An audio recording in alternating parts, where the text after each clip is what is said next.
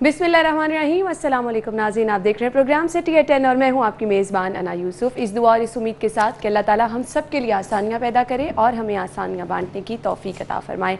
आज के प्रोग्राम का बाकायदा आगाज़ कर लेते हैं। मंडे है, मामलात जो है वो हमें हर तरफ नज़र आ रहे हैं।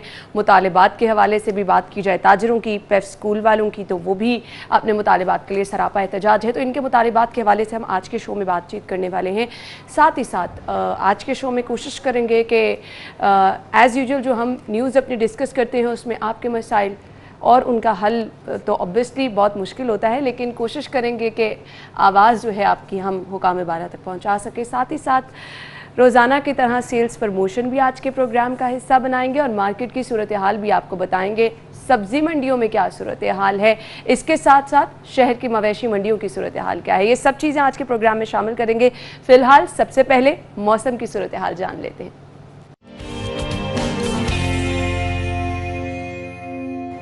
जुनेद ने हमें ज्वाइन किया। जुनेद, बताइए, बारिश के इम्कानात हैं, मॉनसून है, बारिशों का सिलसिला वक्फे वक्फे से शहर में जारी है। आज भी सुबह से शहर में बादल थे, अपडेट्स क्या हैं?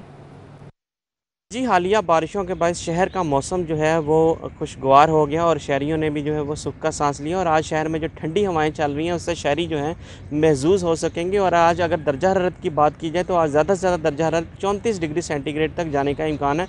और महकमा मौसमियात ने आज शहर का मौसम जुज़वी तौर पर अबरआलूद रहने के साथ गरज चमक और तेज़ हवाओं के साथ जो है आज शहर में बारिश का इम्कान जो है वो ज़ाहिर किया है। और अगर मौसम की बात की जाए तो आज सुबह के वक्त जो दर्जा हरारत रिकॉर्ड किया गया कम से कम वो 24 डिग्री सेंटीग्रेड रिकॉर्ड किया गया। और आज शहर में बादल और सूरज की आंख मचौली का सिलसिला भी दिन भर जारी रहेगा। अगर सुबह के वक्त की बात की जाए तो सुबह के वक्त हवा में नमी का तनासब 91% जो है वो रिकॉर्ड किया गया, जबकि शाम के वक्त हवा में नमी का तनासब जो है वो 74% तक जो है वो जाने का इम्कान है। और महकमा मौसमियात ने आइंदा 2 रोज़ तक जो है शहर का मौसम जुज़वी तौर पर अबरआलूद रहने का इम्कान ज़ाहिर किया है और जिससे दर्जा हरारत में भी मामूली कमी देखी जा सकेगी। जुनेद, आपका बहुत बहुत शुक्रिया। मौसम की सूरत हाल आपने बताई। टॉप स्टोरीज की तरफ जाएंगे। आज की लीड स्टोरी हमारे पास है, तूफानी बारिश, नशेबी इलाकों में पानी जमा हो गया, मुतादिद इलाकों में बिजली बंद।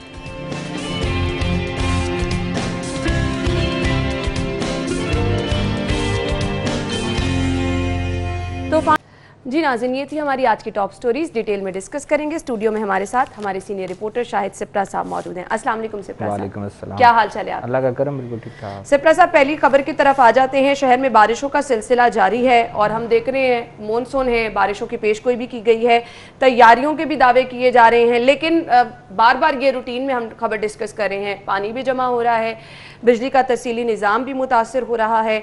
और ये सब होने के बावजूद साथ ही साथ जो दावे किए जाते हैं, मुझे ये बता दें वो दावे क्यों किए जाते हैं? बिस्मिल्लाहिर्रहमानिर्रहीम। वो देखें, वो दावा तो सिर्फ होता है कागजी हद तक, आप फाइलों तक होता है कि हमने ये कर लिया है। और उसके बाद ये हर साल होता है इसी तरह। कोई ये नहीं है कि मौजूदा गवर्नमेंट में ऐसा हो रहा है। आप माजी में भी देख लें, जब शहबाज शरीफ साहब हमारे चीफ एडमिनिस्ट्रेटर थे उस वक्त वो भी बूट पहनकर लक्ष्मी चौक में जाया करता था, उस वक्त भी पानी जमा होता था। बात यह है कि इस साल थोड़ा सा मुख्तलिफ नौइयत है। आज से 1.5 महीना पहले आपके मुख्तलिफ जो डिपार्टमेंट्स हैं उनकी जानिब से आपको आगाह किया जा रहा था और वार्निंग्स दी जा रही थी कि इस साल आपके 2 माह से 2.5 माह तक तूफानी बारिशें होंगी, बिल्कुल, साथ में तेज़ हवाएं चलेंगी, आंधी आएगी। और आंधी की सूरत में बहुत सारे मसाइल जो हैं वो आपके सामने ही हैं शहर में जो होते हैं। अब क्या हुआ कि 2 महीने पहले अगर हमने वो नोटिफिकेशन पढ़ लिए, हमने वो मरासले पढ़ लिए, वेदर की वार्निंग्स भी सारी जो हैं आपकी डिस्ट्रिक्ट गवर्नमेंट के पास भी चली गई, आपके वासा के पास भी चली गई, मुतलका डिपार्टमेंट्स के पास भी चली गई। हर डिपार्टमेंट के पास जाने के बावजूद बारिशें शुरू हो गई, तूफानी बारिशें आ गई, पानी जमा होना शुरू हो गया, शहरों पर ट्रैफिक जाम होना, पानी का जमा होना मामूल बन गया। और अब आप ड्रेन्स की सफाई कर रहे हैं, अब आप मुख्तलिफ जगह पर भारी मशीनरी लेकर पहुंच गए हैं। अब आपने कैंप्स कायम कर दिए हैं कि वासा का कैंप मौजूद हो। जब आपको सब कुछ पता भी था उसके बावजूद अब जब ये सिलसिला शुरू हो गया है, अब ड्रेनों की सफाई की जा रही है। देखें, अब तो आपको नजर आ रहा है ना, कबल अज वक्त हमारे यहाँ यही होता है कि हम मनसूबाबंदी उस वक्त करते हैं जब पानी सर से गुजर जाता है। यहाँ भी यही हुआ कि वो वार्निंग्स, वो तमाम डिपार्टमेंट्स का इनको मरासला भिजवाना और आगाह करना कि आप अपनी तैयारी कर लें। लाहौर शहर में बहुत सारे इलाके हैं। खबर भी है कि मॉनसून में शहर की अहम ड्रेन्स की सफाई शुरू। आप बारिशें होना शुरू हो गई हैं, आपको नहीं पता, दिन में बारिश हो रही है, शाम में बारिश हो रही है, फिर जब बारिश होती है हम देखते हैं कि मुख्तलिफ इलाकों में पानी भी जमा हो जाता है। इस टाइम पे आके ड्रेनों की सफाई समझ से बाहर है। देखें, ये सावन की बारिश है, ये आपके मुख्तलिफ इलाकों में होती है। आपके किसी इलाके में हो रही है, कहीं पर आपको धूप नजर आएगी, किसी जगह पर होगी। अगर हम इतवार के रोज की बात कर लें, इसी तरह ये जिस साइड पे हम लोग हैं, ये अमर सिद्धू टाउनशिप, ग्रीन टाउन, यहाँ पर मूसलाधार बारिश हुई है, बड़ी अहम शाहराहों पर पानी जमा हुआ। लेकिन आपके शहर का दीगर जो इलाका है वहाँ कम बारिश हुई, ये हो रही है। बट बात यह है कि जब इकट्ठा होगा, आपका मानसून बरसेगा। अब तो देखें ना, वक्फे से किसी ना किसी जगह पर 2-3 घंटे बारिश हुई, उसके बाद आपके हालात बेहतर हो गए। मानसून जो है वो तो आपको 2-3 घंटे बरसेगा, फिर घंटा आपको वक्फा आएगा, फिर 2-3 घंटे बरसेगा। और इसका क्या मतलब है, इस वक्त जो हमारा मौजूदा सिस्टम है सीवरेज का, जो ड्रेन का सिस्टम है, वो मफलूज हो चुका है। आपने ठीक कहा कि खबर हमारे पास मौजूद है कि आपने स्टार्ट लिया। इसका क्या मतलब है कि तमाम हुकूमती, डिस्ट्रिक्ट गवर्नमेंट, तमाम मुतल्लिका इदारे, महकमे पहले सो रहे थे, उनकी तरफ से किसी किस्म की तैयारी नहीं थी। ये चीजें इनके इल्म में भी होती हैं। हम अक्सर ये चीजें मेंशन भी करते हैं कि इजलास हो रहे हैं, प्लानिंग की जा रही है। इम्प्लीमेंट हमेशा, चाहे वो सेहत का मामला है, चाहे वो तालीम का मामला है, जब पानी सर से गुजर जाता है चीजों पे इम्प्लीमेंट तब होना शुरू होता है। ये नाकिस प्लानिंग हमेशा हमें हर डिपार्टमेंट में नजर आती है। ऐसा क्यों है? क्या हमारा मुकद्दर ये नाकिस प्लानिंग ही बन के रह गई है? देखिए, 2 चीजें हैं। आपने ठीक कहा कि हमारी नाकिस पॉलिसियां भी हो सकती हैं, नाकिस मनसूबाबंदी भी हो सकती है, और सबसे बढ़कर हमारे ऑफिसर जो लाखों रुपए तनख्वाह लेते हैं, जिनको हजारों रुपए का माहाना पेट्रोल और दीगर मराद दी जाती हैं, वो अपनी जिम्मेदारी का मुजाहिरा नहीं करते। दूसरा एक यहाँ बजट का रोना रोया जाता है, इनफ पैसे नहीं है। देखें, ड्रेन के लिए आपको क्या डीजल चाहिए ना, मशीनरी आपके पास मौजूद है। आपने डीजल इस्तेमाल करके या जो भी आपका जरा है उसको इस्तेमाल करने के बाद आपने सफाई करनी है। मैन पावर आपके पास मौजूद है, कंपनी आपके पास मौजूद है, सफाई सुथराई सारी चीजें मौजूद है।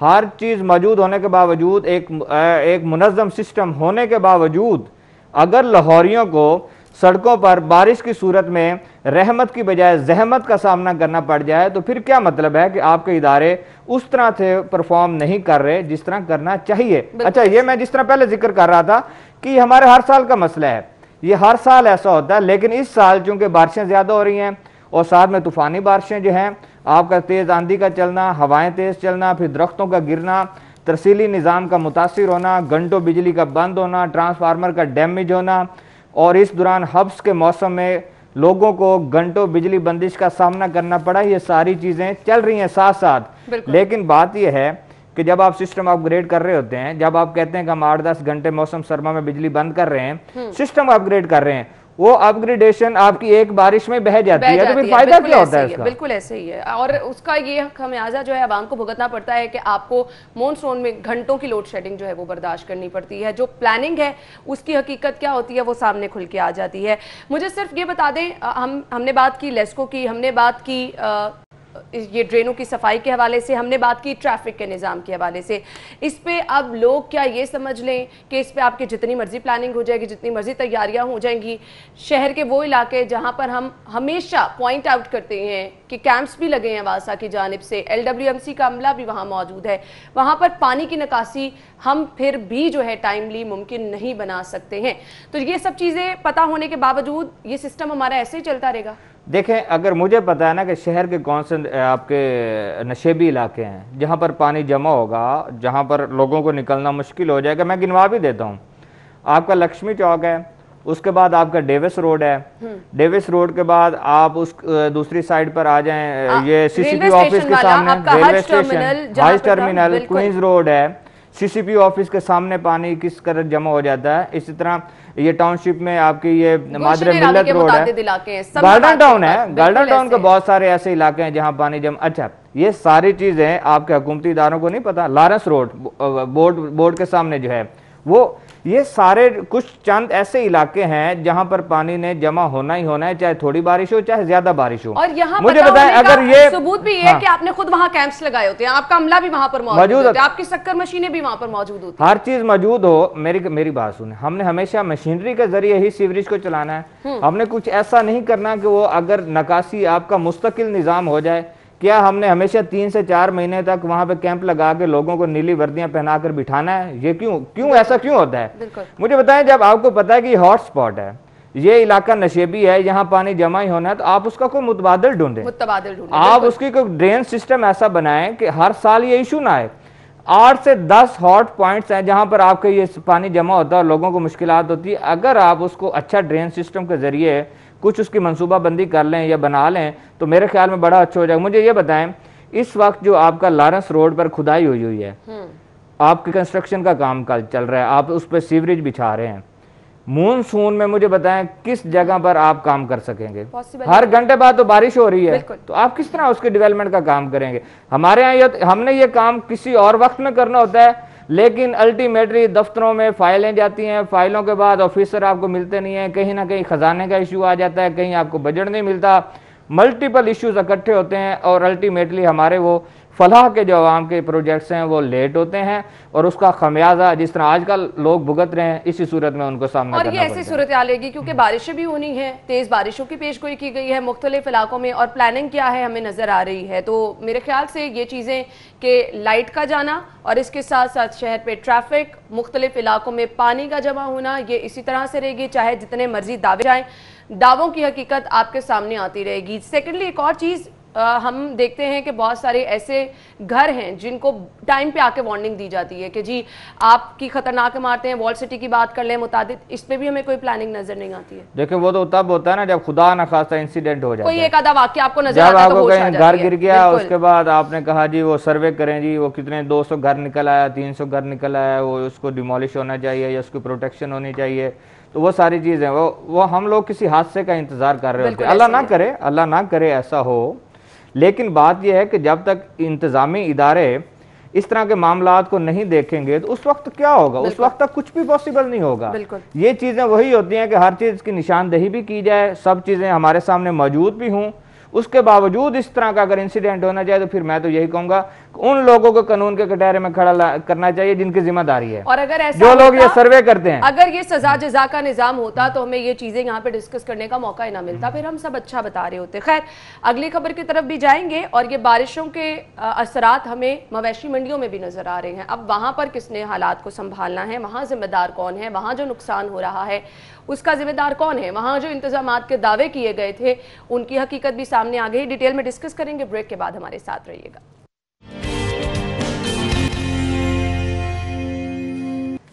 ब्रेक के बाद आपको एक बार फिर से खुश आमदीद कहेंगे और हम डिस्कस कर रहे थे कि मानसून की बारिशों की वजह से अगर हम देख रहे हैं बिजली का तरसीली निज़ाम वो भी मुतासर है, पानी जमा है, सड़कों पर ट्रैफिक का निज़ाम भी मुतासर होता है। ऐसे में अगली खबर जो मैं डिस्कस करना चाह रही हूँ वो ये है कि लेस्को में पुरकशिश नशिस्तों पर बराजमान अफसरान को फारिग कर दिया गया। अब ऐसा क्यों हुआ है ये सिप्रा साहब से जान लेते हैं। जी सिप्रा साहब बताइएगा। देखें इस वक्त में अगर मिनिस्ट्री ऑफ पावर की जानिब से डिसीजन किया गया तो मेरे ख्याल में ये मुआफिक नहीं होगा, ये अवाम के लिए नुकसान का बाइस बिल्कुल। ऑलरेडी आपको पता है कि जिस तरह से लोड शेडिंग का सामना करना पड़ता है और फिर टाइम भी इसका कोई नहीं होता। टाइम देखना, अब ठीक है आपने जून क्लोज किया माली साल, उसके बाद आगाज किया, उसके बाद आपने इतने वसी पैमाने पर तबादले किए हैं कि 31 अफसरान जो हैं आपने उनको तब्दील किया है। उसमें आपके चीफ लेवल के लोग हैं, ग्रेड 20 के ऑफिसर्स हैं, ग्रेड 19 के मैनेजर्स हैं, सुपरिटेंडिंग इंजीनियर्स हैं, और सिर्फ हम अगर शहर की बात करें तो मैं आपको बताता हूँ कि सुपरिटेंडिंग इंजीनियर जो सेंट्रल सर्कल है, जिनके पास township, Faisal town, garden town और ये इलाके सारे शामिल हैं, उनको तब्दील कर, समनाबाद का इलाका उनके पास शामिल है, चुबुर्जी पार्क, ये तब्दील हो गए हैं। उसके बाद अगर एक्सीएन की बात की जाए तो एक्सीएन में आपने एक्सीएन गुलबर्ग को तब्दील कर दिया है, उसके बाद आप एक्सीएन गुलशन रावी हैं उनको तब्दील किया है, इसके अलावा एक्सीएन शाहपुर कांजरा हैं उनको तब्दील कर दिया आप लोगों ने। ये सारी चीज़ें जब मिलती हैं तो उसकी वजह से नुकसान किसको होता है? पब्लिक को होता है। आप उस वक्त में तब्दील कर रहे हैं जब इनकी ज़रूरत है, जब इन अफसरान को दफातर में बैठकर बिजली को चलाना है, लोग आएंगे हाँ। और उन्हें दोबारा से सारी का नहीं पता ना। आप एक गुलबर्ग का एक्सीएन जो 2-3 साल से कम कर रहा है उसको आप तब्दील कर रहे हैं और एक नया बंदा जब उसको बिठाएंगे, उसको 11 kV फीडर, उसको ट्रांसमिशन सिस्टम, किस ग्रिड से क्या हो रहा है, किस तरह बिजली मिल रही है, उसको एक दफा समझना पड़ेगा, इलाके के एक्चुअली मसाइल क्या हैं। अच्छा फिर कंज्यूमर का रवैया होता है, कंज्यूमर का कैसा रवैया, उनके साथ चलना, ये सारी चीजें मैटर करती हैं। लेकिन जो आपको खबर दे रहा हूँ, इतलात ये आई हैं कि सैटरडे को लेस्को के चीफ समेत तमाम कंपनीज के सीईओज को बुलाया गया मिनिस्ट्री में, मीटिंग की गई और उनको एक लिस्ट फराहम की गई कि आप इस पर ऑर्डर्स जारी करें। अच्छा, उसी लिस्ट की सूरत में ये तमाम ऑर्डर्स जो हैं वो जारी कर दिए गए हैं। अब देख लें कि इसको करप्शन का नाम दे लें, इसको आप पॉलिटिकल या सियासी तौर पर तबादलों का नाम दे लें, ये अपनी जगह पर, लेकिन करप्शन, मुझे बताएं कि करप्शन अगर एक बंदा गुलबर्ग या किसी भी लेवल पर बैठकर लाहौर में किसी भी इलाके में, कोटलखपत में या किसी में अगर कर रहा है, तो आप क्या समझते हैं कि हम उनको यहाँ से उठाकर शेखुपुरा में लगा देंगे तो छोड़ देगा करप्शन? बिल्कुल सही नहीं। इससे जो दूसरी तरफ जो नजर आ रहे हैं, जो इतलात आ रही हैं, वो यही हो रहे हैं कि सियासी तौर पर ये तमाम तबादले किए गए हैं। इसका नुकसान आवाम को होगा, कंज्यूमर को नुकसान होगा। आप नवाजने की कोशिश करते हैं तो चीजें जो हैं वो ऑब्वियसली मिसमैनेज हो जाती हैं और लोगों को उसका खमियाजा भुगतना पड़ता है, और इस केस में भी ऐसा ही होने जा रहा है। अगली खबर की तरफ आएंगे। अगली खबर हमारे पास है जी, बारिश की वजह से मवेशी मंडियों में तबाही और लाखों का नुकसान भी हुआ है। Pine Avenue fruit vegetable market और इसके साथ साथ डिफेंस, सगियां, लखुडे, जितनी भी मंडियां हैं यहाँ पर सब हम यही हालात देख रहे हैं। दावे ये किए गए थे कि आपके पास वहाँ पर रेत की ट्रॉलियाँ मौजूद होंगी, बारिश की सूरत में ये कर दिया जाएगा, टेंट्स वहाँ पर हैं, लेकिन इंतजामात हमारे सामने। सिप्रा साहब देख रहे हैं आप किस तरह से शामियाने उखड़ गए हैं, और उसके बाद लोग कैसे जाएंगे यहाँ पर, जिनके मवेशी यहाँ पर हैं उनके लिए तो ये बहुत परेशानी है। देखें, जो आपका इंतजामी इदारा शहर के पोश इलाकों को ना संभाल सके, अहम शाहराहों को, मार रोड जैसी रोड को ना संभाल सके जहां पानी जमा हो जाए, तो फिर आप क्या एक्सपेक्ट करते हैं कि वो इलाके जहां पर आपने जो आपकी बंजर ज़मीन पड़ी है वहां पर जाकर आपने इन मंडियों को सजाया और आप समझें कि वहां पर इंतजामात बेहतर हो जाएंगे? नहीं, पॉसिबल नहीं है। मुझे बताएं, आपने टेंट भी लगाने हैं, इसमें नुकसान किसको होगा? इसमें गवर्नमेंट का नुकसान नहीं होना। ये टेंट क्यों है? ये आपके 80 to 90%, आप मुझे 10-12 साल हो गए इन मंडियों को कवर करते हुए, 80 to 90% जो लोग हैं वो टेंट अपना लेकर आते हैं। अच्छा। वो खुरलियां अपनी लेकर आते हैं, वो इवन चारा जो है खुश करके, का हिस्सा हमें बताया गया यहाँ है इंतजाम का हिस्सा बताया जाता है, ये करते हैं, कुछ ना कुछ दिखाने के लिए करते हैं, अदरवाइज सारी चीजें जो है वो मैनेज करके आते हैं।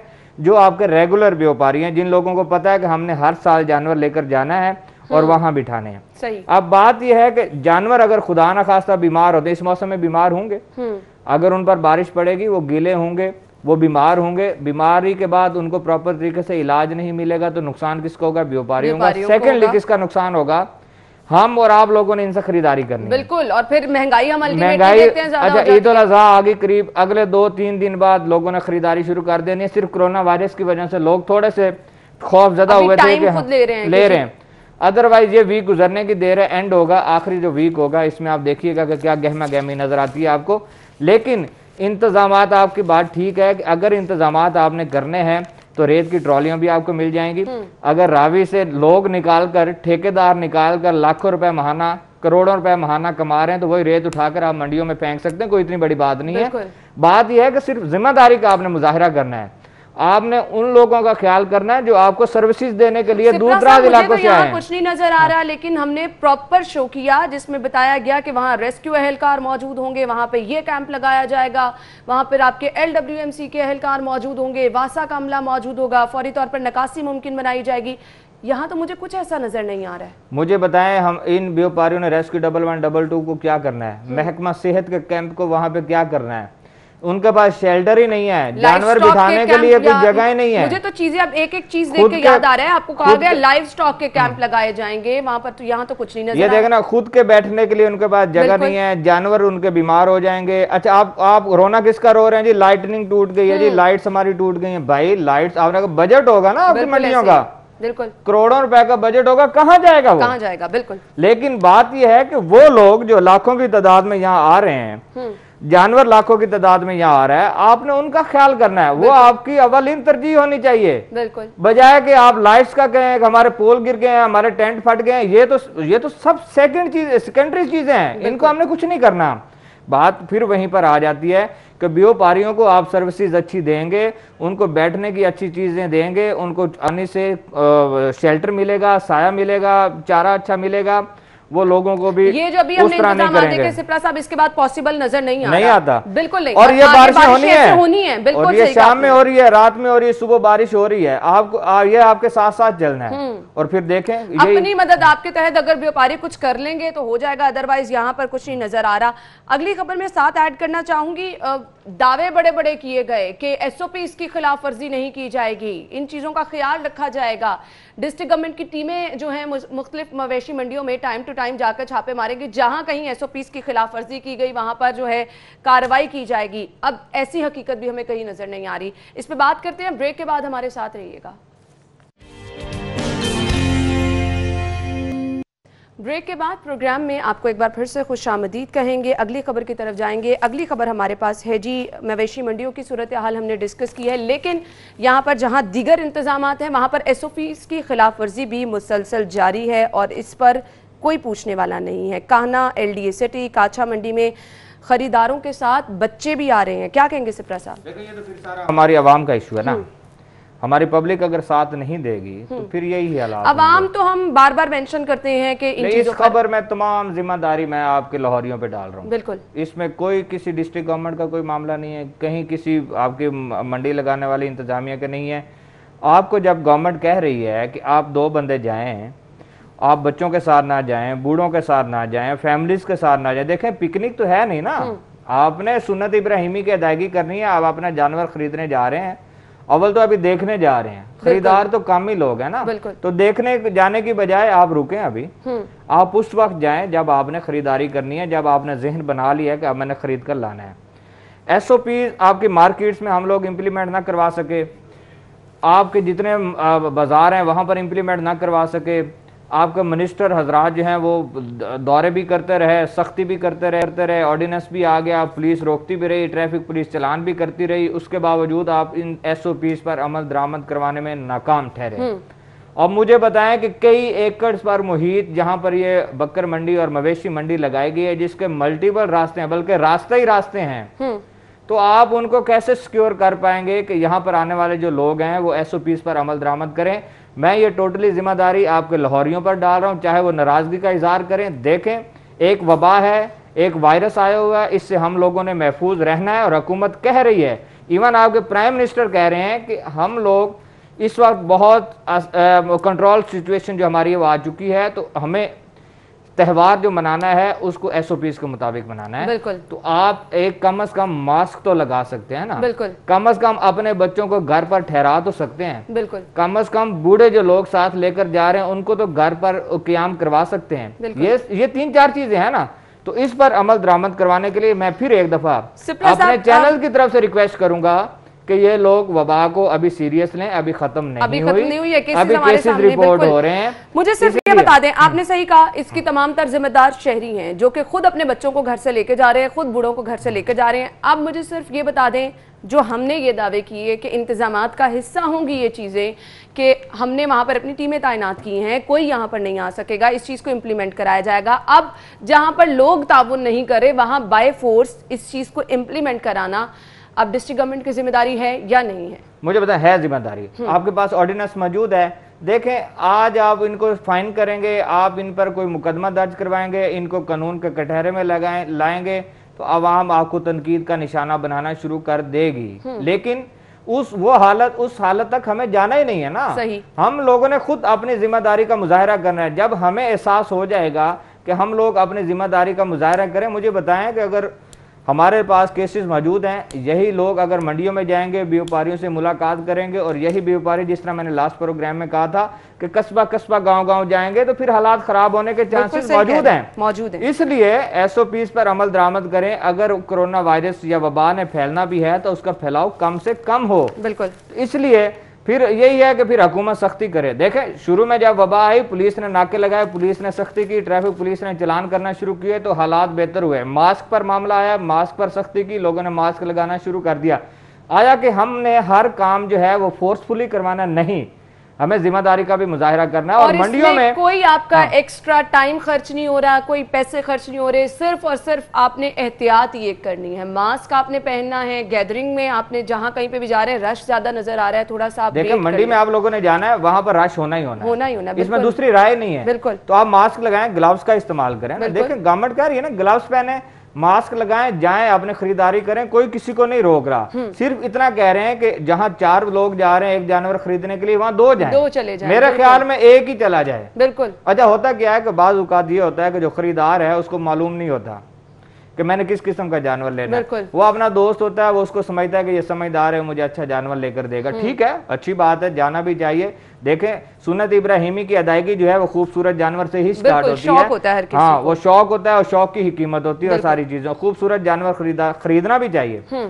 लेकिन अगर हमारे मुल्क की हालात इस बात की इजाजत नहीं दे रहे कि 3 से 4 लोग जाएं, तो मेरे ख्याल में हमने उस पर अमल दरामद करना है। अब एक सिंपल सी चीज है कि आप अपने साथ सिंसियर नहीं है, आप खुद अपनी जान की हिफाजत नहीं करना आप चाह अपने रहे फैमिली बच्चों के साथ सिंसियर नहीं है। बिल्कुल। और आपके घर जो बूढ़े वालिदैन बैठे हैं, आप उनके साथ सिंसियर और फिर अगर इसका जिम्मेदार भी अल्टीमेटली हम जाके एक ही जो हमारा वतीरा बन चुका है, हुकूमत, मैं तो कह रहा हूँ हुकूमत नहीं है ये। अगर मंडियों में खुदा न खास्ता, और आप देखें केसेस 150 से भी कम हमारे हो गए, अगर मंडियों की वजह से ये केसेस की तादाद बढ़ती है तो फिर अल्टीमेटली क्या होगा कि लाहौरियों ने फिर एसओपी पर अमल दरामद नहीं किया। बिल्कुल ऐसे। और फिर हमने अपने शहर में जो सूरत हाल देखी है, छोटी ईद के बाद जिस स्टेज पे हम आ चुके थे, उसके जिम्मेदार भी हम खुद ही थे। हम खुद बाजारों में गए और हमने उसका नतीजा भुगता। तो प्लीज अभी भी हालात बेहतर हमारे हाथ में है, इसको इसी तरह से हम ही बेहतर रख सकते हैं एसओपीज पर अमल दरामद करके। अगली खबर की तरफ जाएंगे। पीआईए का माली बहरान, एविएशन चार्जेस की अदायगी के लिए मोहलत मांग ली गई है। एयरलाइन इंडस्ट्री तारीख के बदतरीन दौर से गुजर रही है, क्या कहेंगे सिप्रा साहब? देखें पत्नी प्रॉफिट में कब थी, हमेशा से सुन रहे हैं कि बदतरीन दौर से गुजर रही है, हमेशा से सुन रहे हैं कि पीआईए खसारे में है। और अब क्या है कि कोरोना वायरस आया, फ्लाइट्स आपकी ऑपरेशनल ना हो सकी, मुल्की गैर मुल्की सब चीज़ें, और फिर उसके बाद पायलट्स का मशकूक होना, लाइसेंसेस, ये सारी चीज़ें ऐसी मिली बिल्कुल कि हमने पूरा इदारा ही तबाह कर दिया। बिल्कुल। और जो कुछ चलते थे, कुछ जहाज उड़ते थे, उड़ाते थे, सब खत्म हो गया। कोई मुसाफिर सफर कर लेते थे, वो सब खत्म हो गया। मुझे सिर्फ ये बता देंगे, बाहर से किसी ने आके तो नहीं किया ना, हम खुद सब लोगों ने इसमें हिस्सा डाला, जितनी भी हमारी इंतजामिया है ये उनका सब किया जा रहा है। और अगर अब हम कह दें कि तारीख के बदतरीन बहरान से गुजर रही है, तो इस स्टेज पे लेके कौन आया है? देखिए मुझे बताएं कि ये बदतरीन दौर सिर्फ 3 से 4 महीने में आपके पास आ गया है। बिल्कुल। सिर्फ कोरोना वायरस की वजह से आ गया। आप हर चीज तो कोरोना वायरस पे ना डालें ना, कहीं ना कहीं तो आपके अरबों खरबों के पीछे से भी सारी चीजें चल रही हैं। और पीआईए तो पहले ही अरबों खरबों का नुकसान में जा रहा था। बिल्कुल। आप बताएं कि सीएए सिविल एविएशन अथॉरिटी भी तो आपकी अपनी है। आपने अच्छा किया कि आपने उनको रिक्वेस्ट भेजी कि हमसे वो चार्जेस ना लें, एयरपोर्ट पे जो चार्जेस आप सिविल एविएशन को एयरलाइंस अदा करती हैं वो चार्जेस ना लें, या उसको थोड़ा आगे लेकर जाएं। तो ठीक है, अच्छी बात है, दोनों इदारे हैं, पाकिस्तानी इदारे हैं, होना भी चाहिए। अच्छा सिविल एविएशन को क्या प्रॉब्लम होगी जो मुझे नजर आ रही है? सिविल एविएशन है आपकी इंटरनेशनल फ्लाइट से ज्यादा रेवेन्यू जनरेट करना होता है। सही। तो सारा पैसा जितना रेवेन्यू है आपका गैर मुल्की जो एयरलाइंस है उनकी मदद से, और वहां से आपको ज्यादा आता है। आपके एयर स्पेस इस्तेमाल हो रही है, आपके एयरपोर्ट इस्तेमाल हो रहे हैं, ये सारी चीजें पैसा कठोर होता है। पूरी दुनिया में आपकी जो आपकी फ्लाइट्स हैं वो मुतासिर हुई, जहाज ग्राउंड आपके हो गए।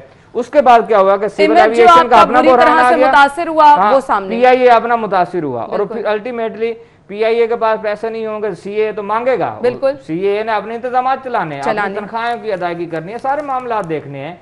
इसलिए दोनों इदारे हैं, अफवाह तफहीम के साथ बैठकर अगर काम करें तो फिर तो मेरे ख्याल में ठीक है। लेकिन इस वक्त मौजूदा हालात में मेरे ख्याल में ना सिविल एविएशन अथॉरिटी स्टैंड कर सकती है, पीआईए तो पहले डूब चुका है, उसका क्या आपने स्टैंड करवाना? बिल्कुल आपने सही कहा। अगली खबर की तरफ जाएंगे और अगली खबर है शहर में मौजूदा कोरोना वायरस की सूरत हाल। शहर भर में मजीद 133 अफराद कोरोना से मुतासर हुए हैं, 40 जाम बहक हुए हैं। इस पर हम डिटेल में बात करेंगे। और बार बार एक चीज़ जो हम डिस्कस करें कि लोग अब बहुत रिलैक्स होना शुरू हो गए हैं। आपने मंडियों की सूरत हाल देखी, बाजारों की सूरत हाल देखी कि लोग जा रहे हैं लेकिन एसओपीज पर अमल दरामद नहीं करे। तो ये हकीकत, ये रियलिटी, ग्राउंड रियलिटी बताना बहुत ज़्यादा ज़रूरी है, क्योंकि अभी ये खतरा टला नहीं है हमारे सर से और ना जाने कब तक हमें इसके साथ चलना है, कोई डेडलाइन नहीं है। तो आपने अपनी हिफाजत करनी है, ये तो अल्टीमेट सोल्यूशन इसका है। तो खैर मरीजों की तादाद के हवाले से हम डिस्कस करेंगे, ब्रेक के बाद हमारे साथ रहिएगा।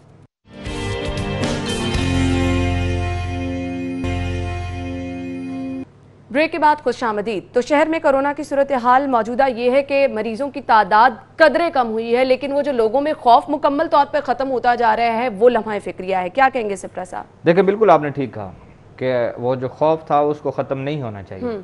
अच्छा चले, हम खौफ से निकल भी हैं, लेकिन SOPs पर हमें रहना चाहिए। बिल्कुल हिफाजती इकदाम हमें करना चाहिए।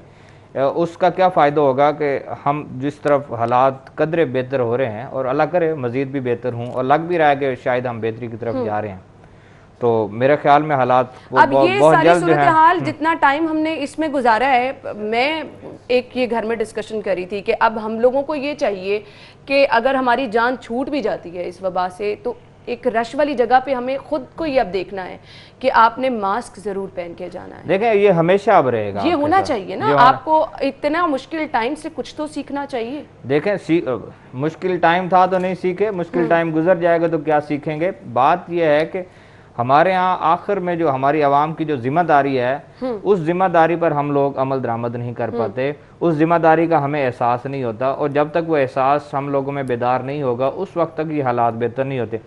अब देखें ना, यहाँ पर हम 800, 900 केसेस, 1100 केसेस भी रिपोर्ट करते रहे। बिल्कुल। आज देखें 133, 133 पे हम लोग आ रहे हैं, तो बहुत कम अब ये डिजिट आ गया है। इसका क्या मतलब है कि हालात अब बेहतरी की तरफ जा रहे हैं। लेकिन हमारे लोगों का रवैया क्या होगा कि चलो जी खत्म हो गया है, अब तो हम अपने रिश्तेदारों के घर भी आ जा सकते हैं, अब तो हम मार्केट में शॉपिंग के लिए भी जा सकते हैं, अब तो ऐसा कुछ है नहीं। देखो, बात तो लोग मानते भी नहीं। बिल्कुल। अभी ये मैं लास्ट टाइम को शो देख रहा था, हमारा ही था, उसमें लोग कह रहे हैं कि कौन सा कोरोना, कहाँ से आया कोरोना, कौन सी अमवात, कौन सी बीमारी। देखें, ये जब चीजें होंगी, आपका ये रवैया होगा, तो फिर मुझे बताएं कि आप किस तरह और फिर बहुत सारे लोगों की ये स्टेटमेंट तो मुझे पहले दिन से इतनी ऑब्वियसली जिंदगी मौत अल्लाह ताला के हाथ में है, तो लोगों का ये बयान बहुत ज़्यादा हमने देखा कि जब मौत आनी है वो आ ही जानी है, तो कोरोना से हम क्यों डरें, एक्सीडेंट भी तो हो रहे हैं। बहुत सारे लोग ये चीज़ें कह रहे हैं, लेकिन बिलाशुबा इसमें कोई दो राय नहीं है, अल्लाह ताला की तरफ से ये चीज़ें मुकर्रर होती हैं। एहतियात हम लोगों ने ही करनी है, और अगर हम एहतियात नहीं करेंगे तो हम खुद दावत देंगे कि हमारे ऊपर इस तरह के जो हैं वो मामलात आएँ और हम जो है वो मुश्किल वक्त की तरफ जाएं। खैर, CM साहब की यहाँ पे मैं खबर ऐड करना चाहूँगी, जो कि कह रहे हैं कोरोना फैलाव रोकने के लिए अवाम का ताउन बहुत अहम है। ईद पर SOPs की खिलाफ वर्जी काबिल बर्दाश्त नहीं है। तो ये तो होगा ही, अवाम ताउन भी नहीं करेगी, SOPs की खिलाफ वर्जी भी नहीं होगी, तो फिर ये जो बर्दाश्त का एलिमेंट है ये कहाँ पे जाएगा सिप्रा साहब? ये देखें, ईद उल फित्र पर भी यही हुआ था कि हम लोग बर्दाश्त नहीं करेंगे, और फिर लोगों ने भी बर्दाश्त नहीं किया। लोग भी निकले हैं, उन्होंने भी अपनी फैमिलीज के साथ शॉपिंग की है, बच्चों के साथ शॉपिंग की है, और इसका खमियाजा भी हमें जिस सूरत में भुगतना पड़ा वो सबके सामने है। इसलिए देखें, हमारे चीफ एडमिनिस्ट्रेटर हैं, वजीर आला हैं, वो इस तरह के बयानात देते रहते हैं, लेकिन बयानात का उस वक्त फ़ायदा होगा जब हम कुछ अमली तौर पर भी काम करें, जब हम प्रैक्टिकल की तरफ आएंगे, जब हमारे इदारे मुतहरिक होंगे और इन लोगों पर सख्ती भी करेंगे और लोगों को समझाएंगे भी सही। बहुत अच्छा, जो 3 छुट्टियां दी गई हैं उससे थोड़ा सा आप लोगों को उससे क्या हो रहा है, उससे नुकसान हो रहा है ना कि अब कुछ फैमिलीज हैं जिन्होंने अपने मतलब मर्दों के साथ खवातीन ने जाना है, तो वो अब बाउंड है, उनके पास टाइम ही नहीं है। जिस दिन हमें छुट्टी होगी या किसी और को संडे या सैटरडे छुट्टी होगी, तो उस दिन मार्केट्स बंद हैं। अब खवातीन महदूद हो गई हैं, मर्द भी खुश हैं, खवातीन मायूस हैं कि उनकी शॉपिंग जो है पेंडिंग होती जा रही है। मर्द इस बात से खुश हैं कि चलो ठीक है, घर जाएं, आपकी मार्केटें बंद हो जाती हैं, तो वही ना, हम लोग तो वैसे भी लेट जाते हैं कि चलो ठीक है मार्केट बंद हो जाए, उसके बाद पहुंच जाएंगे। लेकिन आपने ऑन एयर ये बात कह दी। लेकिन बात यह है कि हम लोग शॉपिंग करें, ठीक है, हक है उनका, हमारे अवाम का भी हक है, खुशी का त्यौहार है, मनाना भी चाहिए, मजहबी जोश खरोश से भी मनाना चाहिए, सारी चीज़ें हों। लेकिन जब वबा फैलती है, देखें हमारा दीन इस्लाम में भी है कि कौमों पर अजाब आया, और अजाब किस सूरत में वहाँ से टला, आपने मगफरत की, आपने इस्तगफार किया, दुआएं मांगी, उसके बाद उन कौमों से वो अजाब टला। हमारे पास भी ये अजाब इलाही है, अजाब आया हुआ है, इसलिए हमें इस्तगफार करना है। दूसरी बात रही जो आप जिक्र कर रही थी कि कोरोना वायरस आया नहीं आया, मौत पर हक है, ठीक है, कुल्लु नफ्सिन ज़ायक़तुल मौत, हर जो नफ्स है उसने मौत का जायका चखना है। लेकिन अहदीस में ये भी है कि जो मर जाती है उसकी शिफा मौजूद है, उसका इलाज मौजूद है, आपने उसका इलाज करना है। तो फिर अगर हम कुरान और हदीस की रोशनी में और दीन इस्लाम की भी बात करें, तो हमें वबा से बचाव के लिए भी एहतियात करना है, हमें उस बीमारी और उस बीमारी और मर्ज का इलाज भी करना है, और अपने आप को महफूज भी करना है। इसलिए हम दुनिया वाली चीज़ या दुनियावी चीज़ों से निकलें, हम हुकूमत से निकलें, सारी चीज़ों से निकल जाएं, लेकिन दीन इस्लाम तो हमारे पास है ना। बिल्कुल, हम उसकी रोशनी में अमल दरामद कर लें तो हालात बेहतर हो जाएंगे। इसलिए हम इससे नहीं रोकते कि आप खरीदारी करने ना जाएं, आप मार्केटों में कपड़े खरीदने ना जाएं, आपने जूते खरीदने हैं, बच्चों को खरीदारी करने ना जाएं, व्यापारियों के पास ना जाएं, सुन्नत इब्राहिमी की अदायगी करनी है, जानवर खरीदें, बहुत अच्छी बात है, जाएं। लेकिन हुकूमत जो एक छोटा सा आपसे रिक्वेस्ट कर रही है, अपील कर रही है, दरख्वास्त कर रही है कि मास्क पहन लें और ग्लव्स पहन लें और 4 की बजाय 2 लोग जाएं, तो मेरे ख्याल में ये तो हर बंदा कर सकता है और इस पर अमल दरामद करना चाहिए। बिल्कुल, और अगर आप ये करेंगे तो आप अपने साथ ही जो है वो इंसाफ करेंगे, अपनी फैमिली का ख्याल रखेंगे और मुश्किल से बच सकेंगे। अगली खबर की तरफ जाते हैं। सूबाई वजीर असद खोखर काबीना से फारिग, ऐवान वजीर आला कानून साजी में दिलचस्पी न लेने वाले वज़रा की फहरिस्त मांग ली गई है। आगे सिपरा साहब मजीद भी क्या कुछ तब्दीलियाँ होने वाली हैं? देखें, लग तो यही रहा है, हालात तो कोई पिछले 1.5-2 महीने से यही चल रहे हैं कि हम जो इवन बल्कि आपके सीएम साहब के हवाले से भी कुछ इतलात आ रही हैं, कुछ अफवाहें उड़ाई जा रही हैं और हर तीसरे-चौथे महीने वैसे। लेकिन अभी तो कुछ दिन पहले ट्विटर पे टॉप ट्रेंड चल रहा था कि वजीर आला साहब बड़े फेवरेट हैं। फयाजुल हसन चौहान साहब ने कहा कि ये सोशल मीडिया टीम आपकी अच्छी हो तो कोई भी ट्रेंड आप बना सकते हैं, कोई इतना बड़ा इशू ये आपने सही कहा। हाँ, लेकिन अगर पब्लिक की बात यह है ना कि सोशल मीडिया को आप छोड़ें, आप पकड़ें कोई माइक और मोबाइल पकड़ें और कहें कि यहाँ आवाम से निकल जाएं कि आप बताएं क्या हो रहा है, तो फिर आपको पता चलेगा। बात यह है कि ये असद खोखर को अभी कुछ चंद माह कबल ही आपने वजीर बनाया और वजीर बनाने के बाद अचानक आपने मिनिस्ट्री वापस ले ली। इसका क्या मतलब है? अच्छा, कमिश्नर का देख लें कि कमिश्नर को 7 दिन पहले लगाया, आपने हटा दिया ओहदे से। ये सारी चीज़ें क्या चल रही हैं? कहीं ना कहीं तो कुछ ऐसी खिचड़ी पक रही है ना जिसकी वजह से ये सारे मामला हो रहे हैं। अच्छा, और भी वज़रा हैं जिनके बारे में आ रहा है कि हाँ वो गाहे बगाहे उनके नाम चल रहे हैं कि उनकी कारकर्दगी अच्छी नहीं है।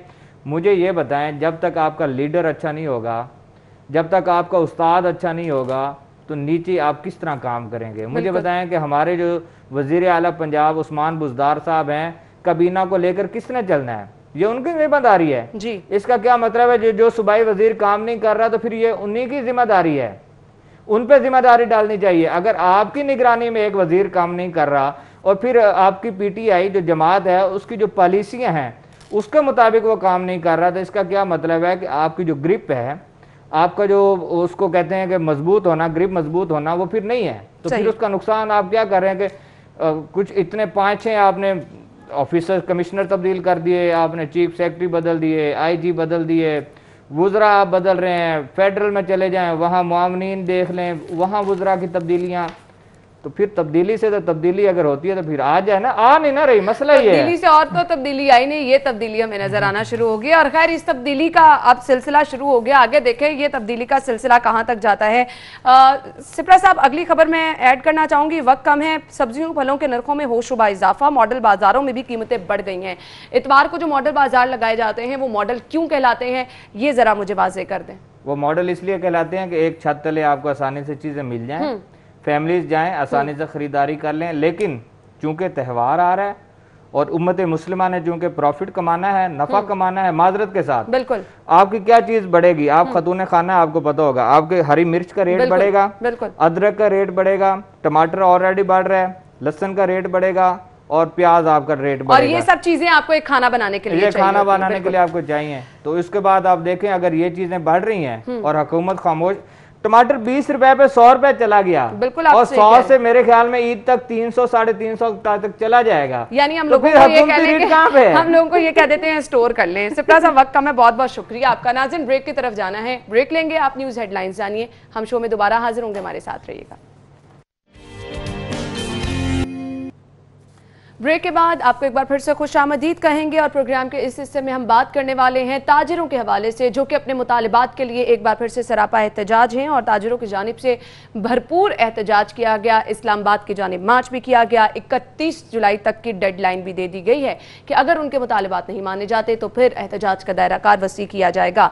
अब ताजिरों के मुतालिबात क्या हैं और हुकूमत की जानिब से इस पर क्यों नज़रसानी नहीं की जा रही है, इन मुतालिबात को आगे अब किस तरह से लेकर चला जाएगा, क्योंकि बहुत सारे ताजिर ताजिरों के धड़े बन चुके हैं, जिसमें कुछ लोग हमें एहतजाज का हिस्सा नजर आ रहे हैं, कुछ नहीं आ रहे हैं। फिर अभी विफाक को एक तजवीज़ भी पेश की गई है कि मार्केटें बंद की जाएंगी ईद से कबल, तो उस पर भी ताजिर परेशान नजर आ रहे हैं। तो ये सारे मामला जो हैं इनको हम डिस्कस करेंगे। स्टूडियो में हमारे साथ हमारे मेहमान मौजूद हैं, सदर Lahore Chamber of Commerce Irfan Iqbal Sheikh sahab, उन्हें खुश आमदीद कहेंगे। अस्सलाम वालेकुम इरफान साहब, क्या हाल चाल है आपके? जी अल्लाह का करम। बहुत बहुत शुक्रिया आपके वक्त के लिए। ये जो ताजिरों की जानिब से हुकूमत जगाओ तहरीक हॉर्न बजाओ इसका आगाज़ किया गया, सबसे पहले बताइएगा आप इसको कैसे देखते हैं? देखिए, हर जो है ना उसका एक तरीकाकार है, हर इंडिविजुअल अपने तरीके से चल रहा है। सब हमारे भाई हैं, मैं किसी के ख़िलाफ़ बात नहीं करता हूँ, लेकिन चैम्बर का कल्चर नहीं है ये बाजे बजाने वाला। अगर आप मुझे कहें मैं घर में आके मैं पियानो आपको बड़ा अच्छा बना के सुना दूंगा मैं, बट बाजे बजाना जो ना हमारा चैम्बर का कल्चर नहीं है। तो हम कहते हैं टेबल टॉक करें। इरफान साहब, हिस्सा तो ये आप लोगों का ही है ना, तो फिर अगर एक कल्चर आप लोगों को पसंद नहीं है तो फिर ये लोग क्यों उस डगर पर चल निकले हैं?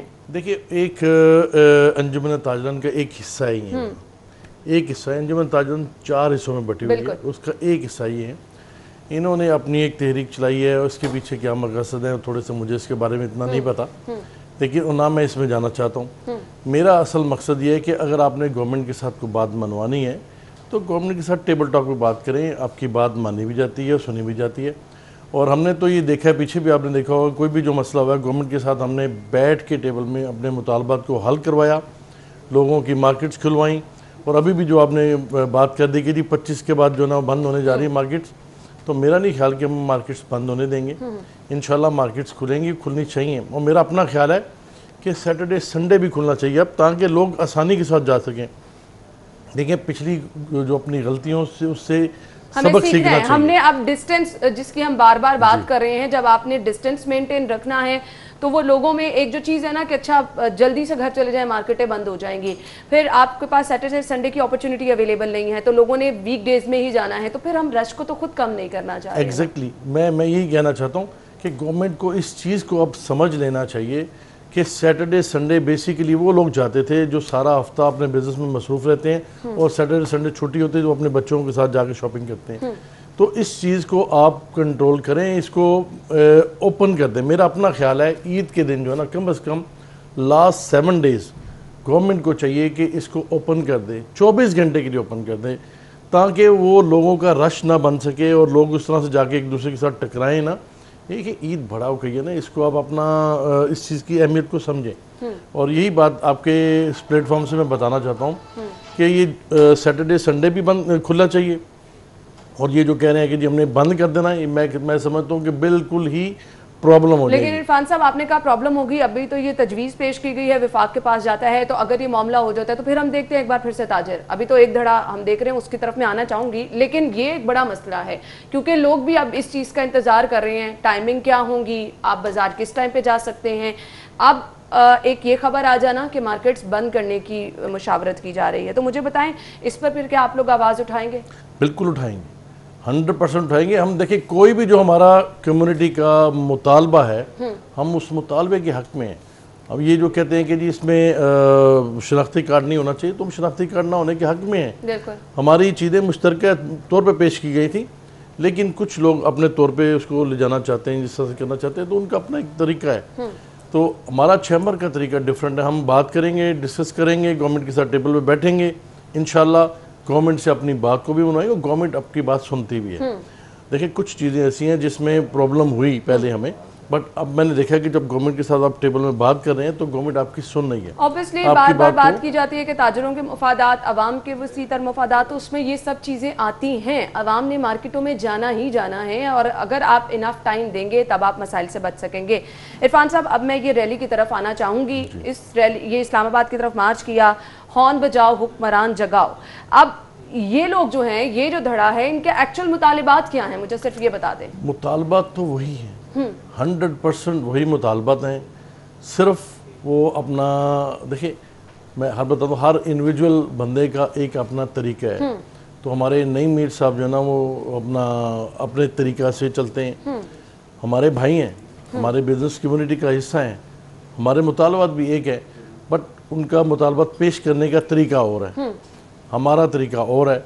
तो हम उस चीज़ में थोड़ा सा हमारा मुख्तलिफ है, बट अदरवाइज आपके मुतालबात वही हैं। आप ये समझते हैं कि मुतालबात इनके जायज़ हैं, सिर्फ तरीकेकार एहतजाज का जो है वो गलत है। अगर मुतालिबात जायज़ हैं तो हुकूमत इस पर नज़रसानी क्यों नहीं कर रही है, इसकी वजह आप क्या समझते हैं? मैं बताता हूँ आपको। कुछ हुकूमत कहती है जी हमारी मजबूरियाँ हैं IMF की वजह से, कुछ हम कहते हैं कि कोविड-19 की वजह से जो मसाइल आए हैं उन मसाइल का हल जो है ना वो हमें हर सूरत करना चाहिए।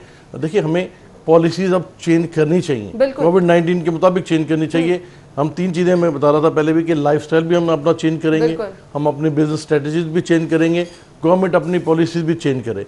तो ये तीनों काम होंगे तो उसके बाद उसके रिजल्ट आने शुरू हो जाएंगे और अच्छे रिजल्ट आएंगे। यही बात हम उनसे कह रहे हैं। मेरे ख्याल में गवर्नमेंट इसको सुन भी रही है और गवर्नमेंट करना भी चाहती है। गवर्नमेंट इस अपना पॉजिटिव डायरेक्शन में है कि हमारे साथ बैठ के हमारे साथ मिल के फैसले करना चाहती है। तो फिर हमें अपना तरीका उसी तरह से अपनाना चाहिए, हमें बैठ के बात करनी चाहिए। मुझे उम्मीद है कि हम जब इनके साथ अब दोबारा हमारी एक सीटिंग हो रही है अब शुरू, तो उसमें हम इंशाल्लाह अपनी बात को मनवा लेंगे। सही। अब आप तो भरपूर कोशिश करेंगे बात को मनवाने की। अभी शादी हॉल्स एसोसिएशन, फिर फर्नीचर के कारोबार से मुंसलिक जो लोग हैं, ये सब लोग भी मैदान में आ रहे हैं। इस प्लेटफॉर्म से मैं आपको ये खुशखबरी उनको देना चाहता हूँ कि मेरी जो मीटिंग्स हुई हैं पीछे 100% ईद के बाद तमाम शादी हॉल, तमाम आपके मैरिज वेडिंग इवेंट वाले जो हैं वो सब के सब खुल रहे हैं और सबको खोल रहे हैं। तो इंशाल्लाह ये बात हमने उनसे मनवा भी ली है और वो हमारे साथ एग्री भी कर गए हैं कि ईद के फौरन बाद इसको खोलेंगे। तो इसमें मुझे कोई किसी किस्म का कोई शोभा नहीं है कि ये नहीं होना। इंशाल्लाह 100% ईद के बाद आपके शादी हॉल खुले। सही। इरफान साहब, अगर अब ये चीज़ें खुल जाती हैं, अगर हुकूमत आसानी पैदा कर देती है तो फिर हमारी ऊपर जिम्मेदारियां आयद हो जाती हैं। बिल्कुल। वो हमने मार्केटों के हालात देखे तो उस तरह से SOPs पर अमल दरामद नहीं किया गया।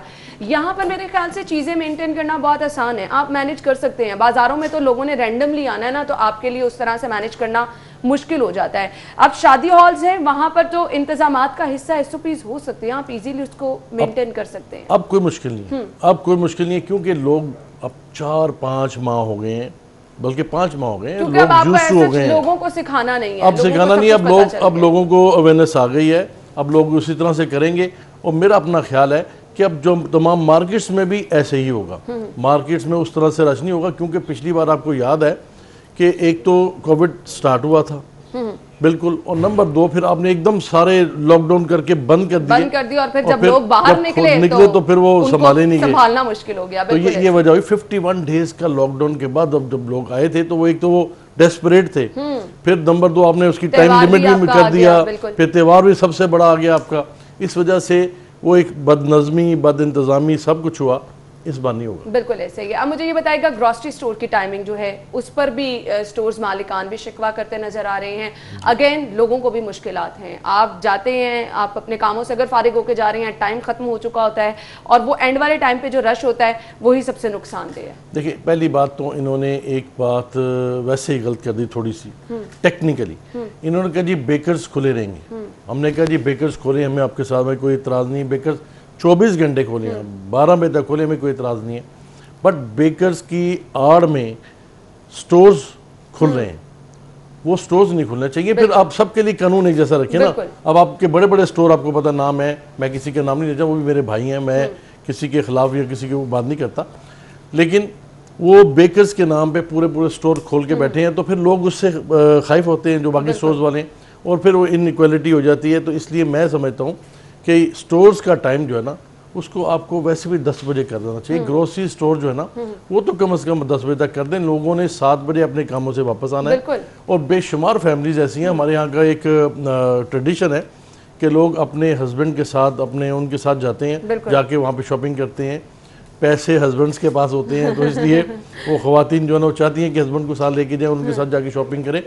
तो वो उस टाइम को बढ़ा देना चाहिए। मेरा अपना ख्याल है कि इसको देखिए, आजकल 7 साढ़े 7 बजे तो आपका सूरज गरूब हो रहा है, बिल्कुल ऐसे ही है। तो कम से कम 9 बजे तक तो टाइम उसको कर देना चाहिए। ग्रोसरी स्टोर्स को तो 9 बजे तक कर देना चाहिए। बिल्कुल। और आगे फिर ईद आ रही है, लोगों ने शॉपिंग भी करनी है, घर का सामान भी आपको खरीदना होता है, तो कम से कम फिलहाल ये टाइम की जो है ना, इस टाइम बहुत ज़्यादा ज़रूरत है कि आप इसमें इजाफा कर दें। वो जो रश वाला एक एलिमेंट आ जाता है उससे बचने का यही एक जबरदस्त तरीका है। मैं बजाय इसके कि कहूँ कि जी आखिरी 25 तारीख से आप बिल्कुल लॉकडाउन कर दें, बंद कर दें, टोटली अगेंस्ट इट। मैं कहता हूं कि आप आखिरी 25 तारीख से लेके 31 तक आप पूरा ओपन कर दें, 24 आवर्स कर दें, रश कम हो जाएगा और लोगों को भी तसल्ली रहती है कि सारा टाइम मार्केटें खुली हैं, वो जब मर्जी जा सकते हैं और रश जो है उससे भी आप बच सकते हैं। इरफान साहब, ये जो तमाम सूरत हाल रही, क्या समझते हैं कितनी हमारी मैशत इससे तबाह हुई है, कितना नुकसान आगे जाके भी हमें इसका उठाना पड़ेगा, हमें इसके साथ चलना पड़ेगा? देखिए, सच्ची बात आपको बताऊं, मैं प्राइम मिनिस्टर के इस फैसले को कि स्मार्ट लॉकडाउन होना चाहिए, मैं उसके हक में पहले भी बोलता रहा हूँ, अब भी बोलता हूँ। बड़ा अच्छा उन्होंने डिसीजन लिया। अगर हम सारा लॉकडाउन कर देते तो हमारा नुकसान इससे ज़्यादा होता और हम -1.5 पे हमारा ख्याल था कि हम चले जाते। तो अल्लाह का शुक्र है -0.4 तक हमने टच किया, उसके बाद हम अब वापस आना शुरू हो गए हैं। तो एक बहुत अच्छा डिसीजन था जिसको अप्रिशिएट करना चाहिए, मानना चाहिए। दूसरी बात अब यह है कि अब तमाम बिजनेसेस को अब हमें खोल देना चाहिए। देखिए, आपकी जितनी फैक्ट्रीज हैं, फैक्ट्रीज को आपने महदूद किया कि वो भी सैटरडे संडे नहीं खोली। फैक्ट्रीज में तो ये प्रॉब्लम ही नहीं है। वहाँ पे तो छोटी ईद पे जब जिसमें हमारा मसला हुआ था, उस वक्त भी 82% उस पर कंप्लायंस उनका हो रहा था। तो वहाँ पे जो कंप्लायंस हो रहा है उसको तो पूरा खोलें, पूरा वीक खोलें, ताकि बिजनेस एक्टिविटीज़ बढ़े, आपका और बिजनेस और बढ़े, कारोबार बेहतर हो, आपकी इकॉनमी बेहतर हो। तो इसको फौरी तौर पर इंडस्ट्री को खोल देना चाहिए। फिर रिटेल में मैं हमेशा से ये कहता हूँ कि जो आपकी होलसेल मार्केट्स हैं उनका आप टाइम कर दें मुकर्रर 5 बजे तक। सही कि आपने 5 बजे तक करना ही, आप गुरूब आफ्ताब तक आप कर दें उनका टाइम, कि आपने उसके बाद उनका टाइम फिक्स कर दें कि उससे लेट कोई ना बैठे वहाँ पे, उसको फिक्स कर दें, वो हो जाएगा आपका। रिटेल जो आपकी है, रिटेल को कम से कम 9 से 10 बजे तक कर देना चाहिए, ताकि लोग अपने बिजनेस में, देखिए होलसेल के बिजनेस बंद होते हैं, उसके बाद लोग बाहर निकलते हैं। बेशुमार लोग धूप की तपिश से बचने के बाद वो कहते हैं कि हम रात को जाएंगे। मौसम आजकल ऐसा है और इस वजह से मेरी ये गवर्नमेंट को राय है कि इसको कर दें, और ये अब आपको करना चाहिए। इरफान साहब, ये तो आपने तजवीज़ पेश कर दी। अब मैं दोबारा से उसी पॉइंट पे आना चाहूंगी, वक्त कम है, मुझे सिर्फ ये बता दें, इन केस ये तजवीज़ भेज दी गई है विफाक को, विफाक की मुशावरत से फैसला किया जाएगा, अगर ईद से कबल मार्केटें बंद की जाती हैं, 25 जुलाई का कहा जा रहा है, तो आप क्या एहतजाज करेंगे? जैसे अभी एक धड़ा हम मैं सबसे पहला बंदा होऊंगा जो इसके खिलाफ एहतजाज करूंगा। मैं सबसे पहला बंदा होऊंगा जो इसके खिलाफ एहतजाज करूंगा। उसकी वजह यह है कि ये बिल्कुल भी एथिकली ठीक नहीं है, और जो चीज़ एथिकली ठीक नहीं है उसके खिलाफ बात करनी चाहिए, उसके खिलाफ निकलना चाहिए। ये हमारी कम्युनिटी का हमारे ऊपर हक है कि हम उनकी बात को आगे पहुँचाएँ। तो मेरा नहीं ख्याल कि ऐसी कोई हरकत होगी या ऐसा कोई काम होगा। अगर ये हुआ, बिलीव मी कि लोगों में और ज़्यादा खराबी आएगी, और ज़्यादा पैनिक होगा, और ज़्यादा रश होंगे, और ज़्यादा फैलेगा। बिल्कुल तो इस चीज़ को बड़े रियलिटी बेस के ऊपर रखते हुए उसको फैसला करना चाहिए, और ये ऐसा फैसला हमें किसी सूरत का, यानी कहीं से आप इस फैसले को सपोर्ट नहीं करेंगे, बल्कि आप ताजिरों की आवाज़ बन के बाहर निकलेंगे, एहतजाज करेंगे। थैंक यू सो मच, बहुत बहुत शुक्रिया आपके वक्त के लिए। ब्रेक के बाद आपको एक बार फिर से खुश आमदीद कहेंगे। ब्रेक से पहले बात की ताजिरों के मसाइल के हवाले से, और अब हम बात करने वाले हैं, एक बड़ा मसला है और हमने देखा कि असातिज़ा पर इस पर तशद्दुद भी किया गया, जो कि बिल्कुल काबिल मज़म्मत है। पेफ स्कूलों के जो इस वक्त मसाइल चल रहे हैं, उनके जो मुतालिबात हैं, उसको लेकर क्यों हुकूमत संजीदा नहीं है, इस पर हम बात करेंगे। स्टूडियो में हमारे साथ हमारे मेहमान मौजूद हैं, सदर Punjab private school association Chaudhry Maqsood Sahab, उन्हें खुश आमदीद कहेंगे। अस्सलाम वालेकुम जी। वालेकुम अस्सलाम। क्या हाल चले आपके? अल्लाह का बड़ा। अच्छा, सबसे पहले तो ये बताइएगा, मुतालिबात ऐसे क्या हैं जो हुकूमत मानने को तैयार नहीं है? मैडम, पंजाब एजुकेशन फाउंडेशन से जो अदारे मुंसलिक हैं, उनकी साल में 2 बार मॉनिटरिंग होती थी, जिसमें 80% अटेंडेंस पर 100% बच्चों की फ़ीस पे की जाती थी। और ये एक इन्होंने अक्टूबर में एक मॉनिटरिंग करवाई, जिसको वो बुकलेट मॉनिटरिंग बोलते हैं। उसमें जो बच्चे गैर हाजिर थे उन सब की फ़ीस इन्होंने काट ली। 550 रुपया फ़ीस देते हैं, और अक्टूबर से लेकर ताहाल उन बच्चों की 550 रुपया फ़ीस जो पर मंथ थी, अभी तक गवर्नमेंट ने पे नहीं की। ठीक है। इसके अलावा और ये कटौती उन्होंने की फरवरी और मार्च में जाकर, पिछले माह की भी पेमेंट उन्हीं महीनों में काट ली गई। उसके बाद उन्होंने ये किया कि जो पेमेंट अप्रैल में बनती थी, वो अप्रैल और मई में वो 25% पेमेंट की, और जून में 50% पेमेंट की। सही। ये हमारा सबसे बड़ा मसला है कि हमें वो पेमेंट दी जाए, हम बच्चों को पढ़ाते हैं, हमारे पास स्कूल बिल्डिंग्स जो हैं रेंट की बिल्डिंग। अब ये जो सारी डिटेल्स आपने बताई हैं, स्कूल बिल्डिंग्स रेंट की हैं, पेमेंट देना ऑब्वियसली असातिज़ा का हक है।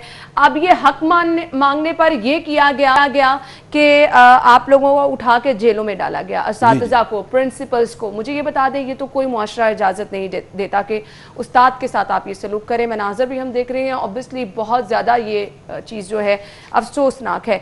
मुझे ये बताइएगा, अगर अपना हक मांगने पर असातिज़ा के साथ ये सलूक किया जा रहा है तो हम अपने माशरे को सबक क्या दे रहे हैं? मैडम, हमने 13 जुलाई को ये धरना दिया और इस धरने से पहले हमने मई में धरना दिया और एक 12 जून को धरना दिया, जिसमें हमारा मुतालबा यही था कि उन जिन बच्चों की आपने नाजायज़ कटौतियाँ की हैं वो पेमेंट दी जाए और जो पेमेंट आपने हमारी फ़ीसों में से काटी हमें वापस की जाए।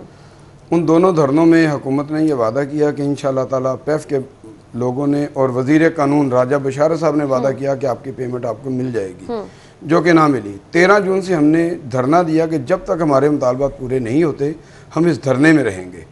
और अभी 2 दिन पहले हमारे साथ मुज़ाकरात हुए। हफ्ते वाले दिन जिस दिन वज़ीर आज़म साहब पाकिस्तान में लाहौर में तशरीफ़ लाए, हमारे मुज़ाकरात हुए और उसमें MD Punjab education foundation Sajid साहब तशरीफ़ लाए। उन्होंने हमारे साथ ये वादा किया कि हम इंशाअल्लाह पीर मंगल तक आपके मामलात जितने हल कर सकते हैं, जून तक की पेमेंट के वो हम हल कर देंगे। जो आपकी पेमेंट बकाया जाता है वो भी दे दी जाएगी और जो बच्चों की हमने कटौतियाँ की हैं 1 दिन की छुट्टी पर, वो पेमेंट भी अदा करेंगे। सही। अब देखना यह है कि 2 दिन के बाद ये क्या करते हैं। अगर ये अपने वादे पर पूरा न उतरे तो इंशाअल्लाह ताला हम अपने धरने में मौजूद हैं और हमारे वो तमाम पैफ पार्टनर जो हमारे साथ मुंसलिक हैं वो लाहौर में आएंगे और फिर हम एक नई तहरीक का आगाज़ करेंगे। सही। अब आपने कहा कि अगर मुतालिबात नहीं माने जाते नई तहरीक का आगाज़ किया जाएगा। आपको क्या लगता है कि अभी भी हुकूमत की तरफ से ये रवैया देखने में आएगा कि आपका मुतालिबा नहीं माना जाएगा? क्योंकि जायज़ मुतालिबा है, असातिज़ा को तो उनका हक मिलना चाहिए। तो अभी भी आपको ये चीज़ लग रही है कि हुकूमत आपके ये मुतालिबात मानने को तैयार नहीं है?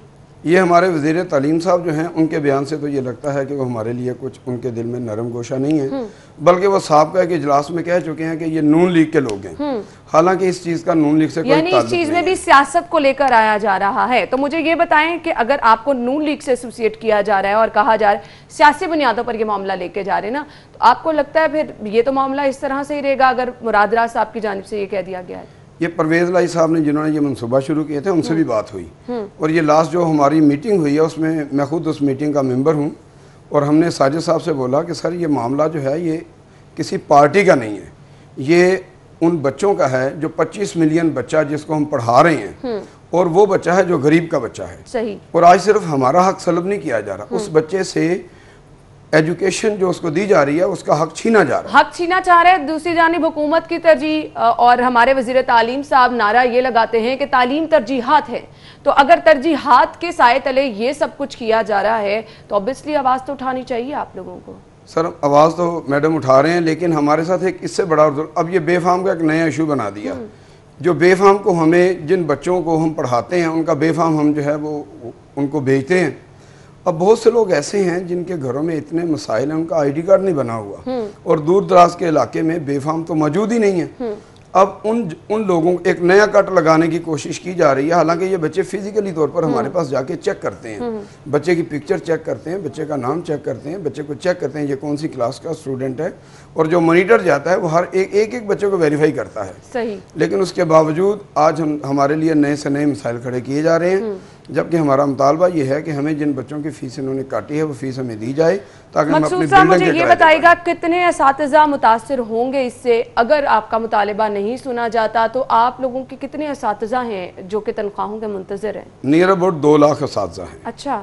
जो इन बच्चों को पढ़ा रहे हैं और ये 25 लाख जो असातिज़ा जो स्टूडेंट है 25 लाख वो मुतासर होगा, वो टीचर मुतासर होगा, वो अदारे का प्रिंसिपल मुतासर होगा। ये तो पूरा सिस्टम तबाह होने वाली बात हो गई ना। जी ऐसी। अगर आप इतनी बड़ी तादाद बता रहे हैं तो ये तो पूरा सिस्टम तबाह होने वाली बात हो गई। और इस पर भी अगर वज़ीर तालीम साहब नोटिस नहीं ले रहे हैं, आप लोगों के साथ ताउन नहीं कर रहे हैं, तो फिर वो जो तालीम के दावे कहा जाता है वो तो हमें हमेशा धरे के धरे नजर आ रहे हैं। अच्छा, हमने ये भी सुना कि स्कूल मालिकान, पैफ स्कूल मालिकान ये भी कह रहे हैं कि जहाँ से मुराद राज साहब इलेक्शन लड़ेंगे आप लोग साथ नहीं देंगे। तो ये मुखालिफत क्या इसी वजह से कर रहे हैं आप लोग? नहीं मैडम, ये तो छोटी छोटी बातें हैं ना, जब इलेक्शन आएगा तब देखा जाएगा क्या सूरत हाल है, कौन साथ देता है कौन नहीं देता। लेकिन हमारा जो मुतालबा है, हमारे बच्चों की फीस, हम बच्चों को पढ़ाते हैं और प्राइवेट सेक्टर ने एक बहुत बड़ा बोझ उठा रखा है गवर्नमेंट का, और गवर्नमेंट के अपने 48,000 बोगस स्टूडेंट हैं। जबकि CMIT की जो रिपोर्ट आई है उसके मुताबिक जो PEF के बच्चे हैं उन्होंने कहा ये नॉट वेरीफाइड है, फेक नहीं है, जबकि PEF उनको फेक कह रही है। फेक बच्चा वो होता है जो स्कूल में मौजूद ना हो लेकिन उसकी एंट्री मौजूद हो। लेकिन हमारे पास जो बच्चे हैं वो मौजूद हैं, वो कोई 1 दिन 2 दिन गैर हाजिर था, कोई 7 दिन गैर हाजिर था, किसी बच्चे की तस्वीर में प्रॉब्लम आ सकता है, किसी बच्चे की क्लास का मसला हो सकता है, ये फेक स्टूडेंट नहीं है, फिजिकली चेक किए गए हैं। सही। लेकिन ये हमारे साथ जो PEF के लोगों के साथ एक नाजायज काम किया जा रहा है, इतना तो साबका दौर में भी नहीं हुआ। और एक इससे बड़ा जुल्म यह है कि गुज़श्ता 6 साल से PEF के बच्चों की फीस नहीं बढ़ाई गई। साजिद साहब ने, MD साहब ने मीटिंग में कहा, मैं खुद हैरान हूँ कि आप 550 में कैसे पढ़ाते हैं। मैं कहा सर फिर आप देखें कि 550, 6 साल पहले हम इसमें जो पढ़ा रहे थे हमें कुछ ये रीजनेबल अमाउंट लगती थी, लेकिन आज ये अमाउंट इतनी कम है कि हमारे लिए इसमें गुजारा करना मुश्किल है। मैंने कहा आप बैठे हैं, CCPO साहब बैठे हैं, आप सब लोग, और DC साहब वहाँ मौजूद थे, मैंने कहा आप सब लोग 6 साल पुरानी तनख्वाह पे चले जाएं, देखें आप गुजारा कर सकते हैं, और हमारी फीस भी उसी तरह बढ़ाई जाए जो 6 साल का हमें जो इन्होंने कट लगाया हुआ है फीस ना बढ़ाने का, वो फीस बढ़ाई जाए। हर साल बहुत से पैसे जो हम लैप्स करवा दिए जाते हैं।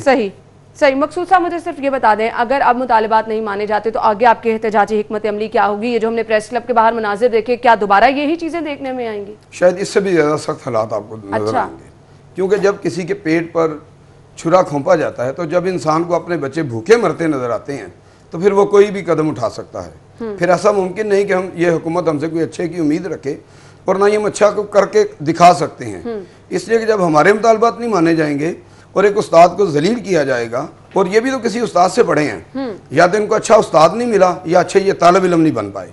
यही वजह है कि आज ये उस्तादों पर इतना जुल्म कर रहे हैं।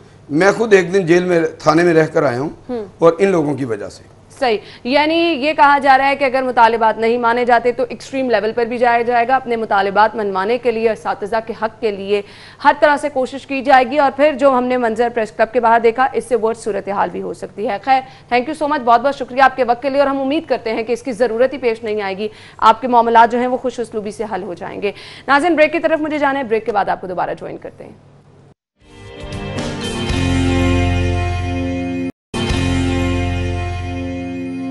ब्रेक के बाद खुशामदीद, सेगमेंट्स की तरफ जाएंगे। डिफरेंट मोबाइल रेट्स क्या हैं वो मैं आपको बताऊंगी। सबसे पहले हमारे पास है Q मोबाइल नॉइड Z10 और इसकी कीमत है 16,500 रुपये। अगर आप खरीदना चाह रहे हैं तो 16,500 रुपये में आप ये मोबाइल खरीद सकते हैं। इसके बाद नेक्स्ट मोबाइल हमारे पास है Nokia 5.1 प्लस और इसकी कीमत है 22,899 रुपये।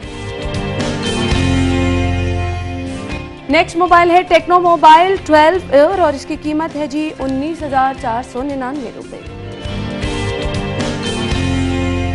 इन्फिनिक्स Zero 4 प्लस और इसकी कीमत है 26,499 रुपये।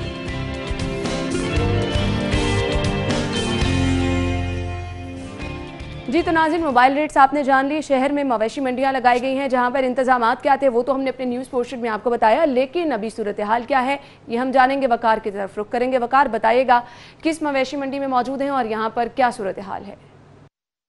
जी बिल्कुल, ईद में चंद दिन बाकी रह गए हैं, लेकिन जो मवेशी मंडियों में रवायती गहमा गहमी है वो अभी शुरू नहीं हो सकी। उसकी एक वजह ये है कि अभी बिल्कुल शुरू है दिन का, लोग अभी अपने कामकाज पर चले गए हैं। इस वक्त हम सगिया मवेशी मंडी में मौजूद हैं। कल रात लाहौर में शदीद बारिश हुई है, लेकिन खुशकिस्मती से इस इलाके में बारिश नहीं हुई, जिसकी वजह से ये सारी मंडी इस वक्त खुश्क है और साफ़ है। जानवर यहाँ पर पहुँच रहे हैं, लेकिन गाहक अभी बहुत कम है। हमारे आप देख सकते हैं खूबसूरत जानवर लोग लेके आ रहे हैं फ़रोख्त करने के लिए, और इनके खरीदार भी मौजूद हैं। यहाँ पर हम व्यापारी से भी बात करते हैं और जो कस्टमर आ रहे हैं उनसे भी बात करते हैं कि क्या रेंज है। आप लेने आए हैं? जी भाई, तो क्या रेंज रख के आए हैं लेने के लिए? सर मेरी जो अभी रेंज थी कि 1 लाख तक जो है ना जानवर ले लेंगे हम, लेकिन मंडी में आकर पता चला कि 1 लाख रुपए का तो बकरा भी नहीं मिल रहा। अभी विजिट किया आपने? मैंने काफ़ी विजिट किया है, रात को भी आया था, विजिट करके गया हूँ, अभी भी आया हूँ। तो मैंने काफ़ी जगह पे देखे हैं, तो तकरीबन मिनिमम स्टार्टिंग जो है ना 1,30, 1,35, 1,40 से ऊपर ही आपको जो अच्छा जानवर है। जैसे ये अभी जानवर है, ये मैंने इनसे पूछा है, ये देखें 1,10,000 रुपये इसका बोल रहे हैं। यहाँ पे जो बेचने वाले हैं उनसे भी बात करते हैं। भाईजान, क्या वजह है इस दफ़ा रेट ज़्यादा क्यों मांग रहे हैं? बिस्मिल्लाहिर्रहमानिर्रहीम। भाई मसला ये है कि आपके सामने महंगाई इतनी हो गई है, जानवरों का एक जानवर का खर्चा जो है ना 300 या 400 आ रहा है फी का जानवर। तो इनको डालना आप खुद एक हिसाब लगा ले मंथली कितने पैसे। ये कितने का दे रहे हैं? ये हम भाईजान इसकी डिमांड हमारी 170। 170 भाईजान आप कितने देंगे इसके? अगर आप सर अगर ये मुझे अगर देना चाहिए तो मैं तकरीबन 120 तक ले सकता हूँ। 120 तक कोई है प्रोग्राम आपका? भाईजान ये अगर 120 में अगर हमें कुछ बच रहा हो, किसका दिल नहीं करता कि वो जानवर दे दे, किसी को कुछ बचते हो तो वो जानवर दे दे। ऊपर नीचे करेंगे आप? अब यकीन है पिछली बार मैंने ऐसा ही जानवर 1 लाख से नीचे लिया था। अभी थोड़ी सी महंगाई हो गई है, चले मैं 1,20,000 देता हूँ, अगर कोई 1,000-2,000 रुपए की कसर है तो मैं और दे देता हूँ। अच्छा ये बताएं, इस दफ़ा कोरोना की वजह से लोगों की क़ुव्वत ख़रीद में भी कमी आई है, इस दफ़ा जानवर भी कम होंगे, मंडी ज़्यादा होगी या कम होगी? इस दफ़ा पिछली से ज़्यादा निस्बत तेज़ होगी मंडी। ठीक है, जानवर जो व्यापारी आने थे ना वो सही आ नहीं सके। जो इन्होंने कोरोना की वजह से मसला बना हुआ है, जैसे बाहर मंडियां लगती थी बाहर मेन रोड पे, वो इस दफ़ा नहीं लग रही। हुकूमत ने जो है ये जगह दे दी हुई है जिसके अंदर आपने लगाना है, सहूलत इन्होंने अच्छी दे दी है, तो लिहाजा बिल्कुल जी। इस दफ़ा हमें उतनी तादाद में जानवर नज़र नहीं आ रहे क्योंकि सिर्फ चंद दिन बाकी रह गए हैं। आम तौर पे जितने दिन बाकी हैं इन दिनों में बहुत ज़्यादा रश देखने में नज़र आता था जानवरों का भी, लेकिन इस दफ़ा ठीक है वकार, आपका बहुत शुक्रिया। महंगाई की भी शिकायतें आ रही हैं, इंतजामात मुनासिब नहीं, ये भी शिकायतें आ रही हैं। आपने देखा व्यापारियों के अपने तहफ़्फ़ुज़ात हैं और ग्राहक जो हैं वो अच्छा अपने पसंदीदा जानवर कम कीमत में ख़रीदने के लिए मंडियों का रुख कर रहे हैं। वकार हमारे साथ मौजूद है। थैंक यू सो मच वकार, आपने सूरत हाल हमें बताई। आगे बढ़ेंगे अगले सेगमेंट की तरफ, बचत बाजार।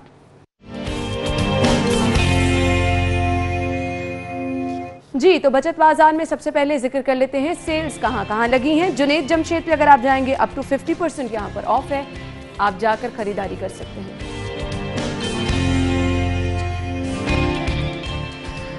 आगे जी ideas bye Gul Ahmed up to 70% of है, यहां पर भी आप जा सकते हैं, शॉपिंग कर सकते हैं।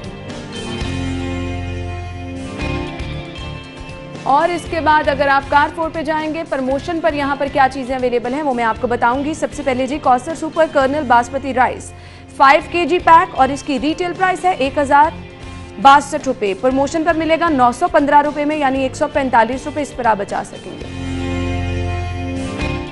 शंग्रीला टोमेटो केचप और इसकी कीमत है जी 310 रुपये, प्रमोशन पर 215 रुपये में अवेलेबल है, पूरे 95 रुपये 95 रुपीज़ बचत कर सकते हैं आप। और अब शामिल करेंगे आज के भाव।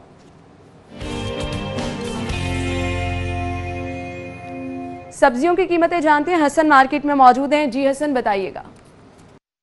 जी बिल्कुल, बढ़ती हुई महंगाई ने आम आदमी का जीना जो है वो मुहाल कर दिया। अब जैसे जैसे बकरा ईद करीब आ रही है वैसे वैसे जो सब्जियां हैं जिनको सब्ज़ मसाले भी कहा जाता है उनकी कीमतों में इजाफे का सिलसिला जारी है। और अगर सबसे पहले बात कीजिए अदरक की कीमत की, तो अदरक की कीमत जो है वो 480 रुपये फ़ी किलो तक जा पहुंची है। लहसन जो है वो 300 रुपये में फ़रोख्त किया जा रहा है। इसके साथ साथ टमाटर जो है वो 100 से 120 रुपये में फ़रोख्त किए जा रहे हैं। प्याज जो है वो 50 से 60 रुपये में फ़रोख्त किए जा रहे हैं, जबकि आलू जो है वो 80 से 90 रुपये फ़ी किलो में फ़रोख्त किए जा रहे हैं। इसी तरह से अगर हरा धनिया बात कीजिए तो हरा धनिया जो है वो 250 रुपये फ़ी किलो में फ़रोख्त किया जा रहा है। हरी मिर्च जो है वो 120 रुपये फ़ी किलो तक जा पहुंची है। इस हवाले से शहरियों का यही कहना है कि हुकूमत को चाहिए कि वो कम अज़ कम सब्जियों की कीमतें जो हैं वो कंट्रोल करें और जो मुनाफाखोर माफिया है उसके खिलाफ कार्रवाई अमल में लाई जाए, क्योंकि हुकूमत सिर्फ दावे करती नज़र आती है जबकि अमली तौर पर कीमतों को कंट्रोल करने के लिए कोई इक़दाम हुकूमत की जानिब से नज़र नहीं आते। जबकि दूसरी तरफ जो सब्ज़ी फरोश हैं वो यही कहते नज़र आते हैं कि जो सब्ज़ी और फ्रूट मंडियों के आड़ती हैं उनकी जानिब से कीमतों में इजाफा किया जा रहा है, और जब तक उनको कंट्रोल नहीं किया जाएगा उस वक्त तक शहर के किसी भी इलाके में जो सरकारी निर्खनामा है उसके मुताबिक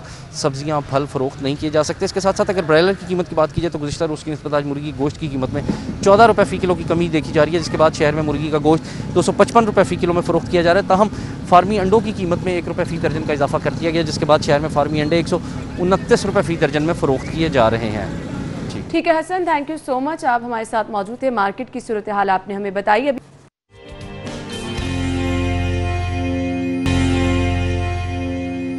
वेलकम बैक नाज़रीन, एक बार फिर से हबीब के किचन में आपको खुश आमदीद कहेंगे। और आज हमारे साथ जहांगीर मौजूद हैं। ज़बरदस्त रेसिपी आज की भी हम बनाने वाले हैं और आपका फीडबैक भी हमें मिलता रहता है कि रेसिपीज आपको बहुत ज़्यादा पसंद आती हैं। तो जहांगीर की तरफ जाएंगे। अस्सलाम वालेकुम जहांगीर। वालेकुम सलाम मैम, कैसे क्या हाल चाल है आपका? अल्हम्दुलिल्लाह मैं ठीक ठाक। आज आप कौन सी रेसिपी हमारे साथ शेयर करेंगे? ईद के हवाले से, ईद भी करीब है और आज हम जो रेसिपी बनाने जा रहे हैं चपली कबाब है, जिसमें हम बीफ का मिंस यूज कर रहे हैं। बड़ी सिंपल सी रेसिपी है। चपली कबाब को हम सर्व करेंगे बर्गर के साथ, इसका कॉम्बिनेशन बनाया।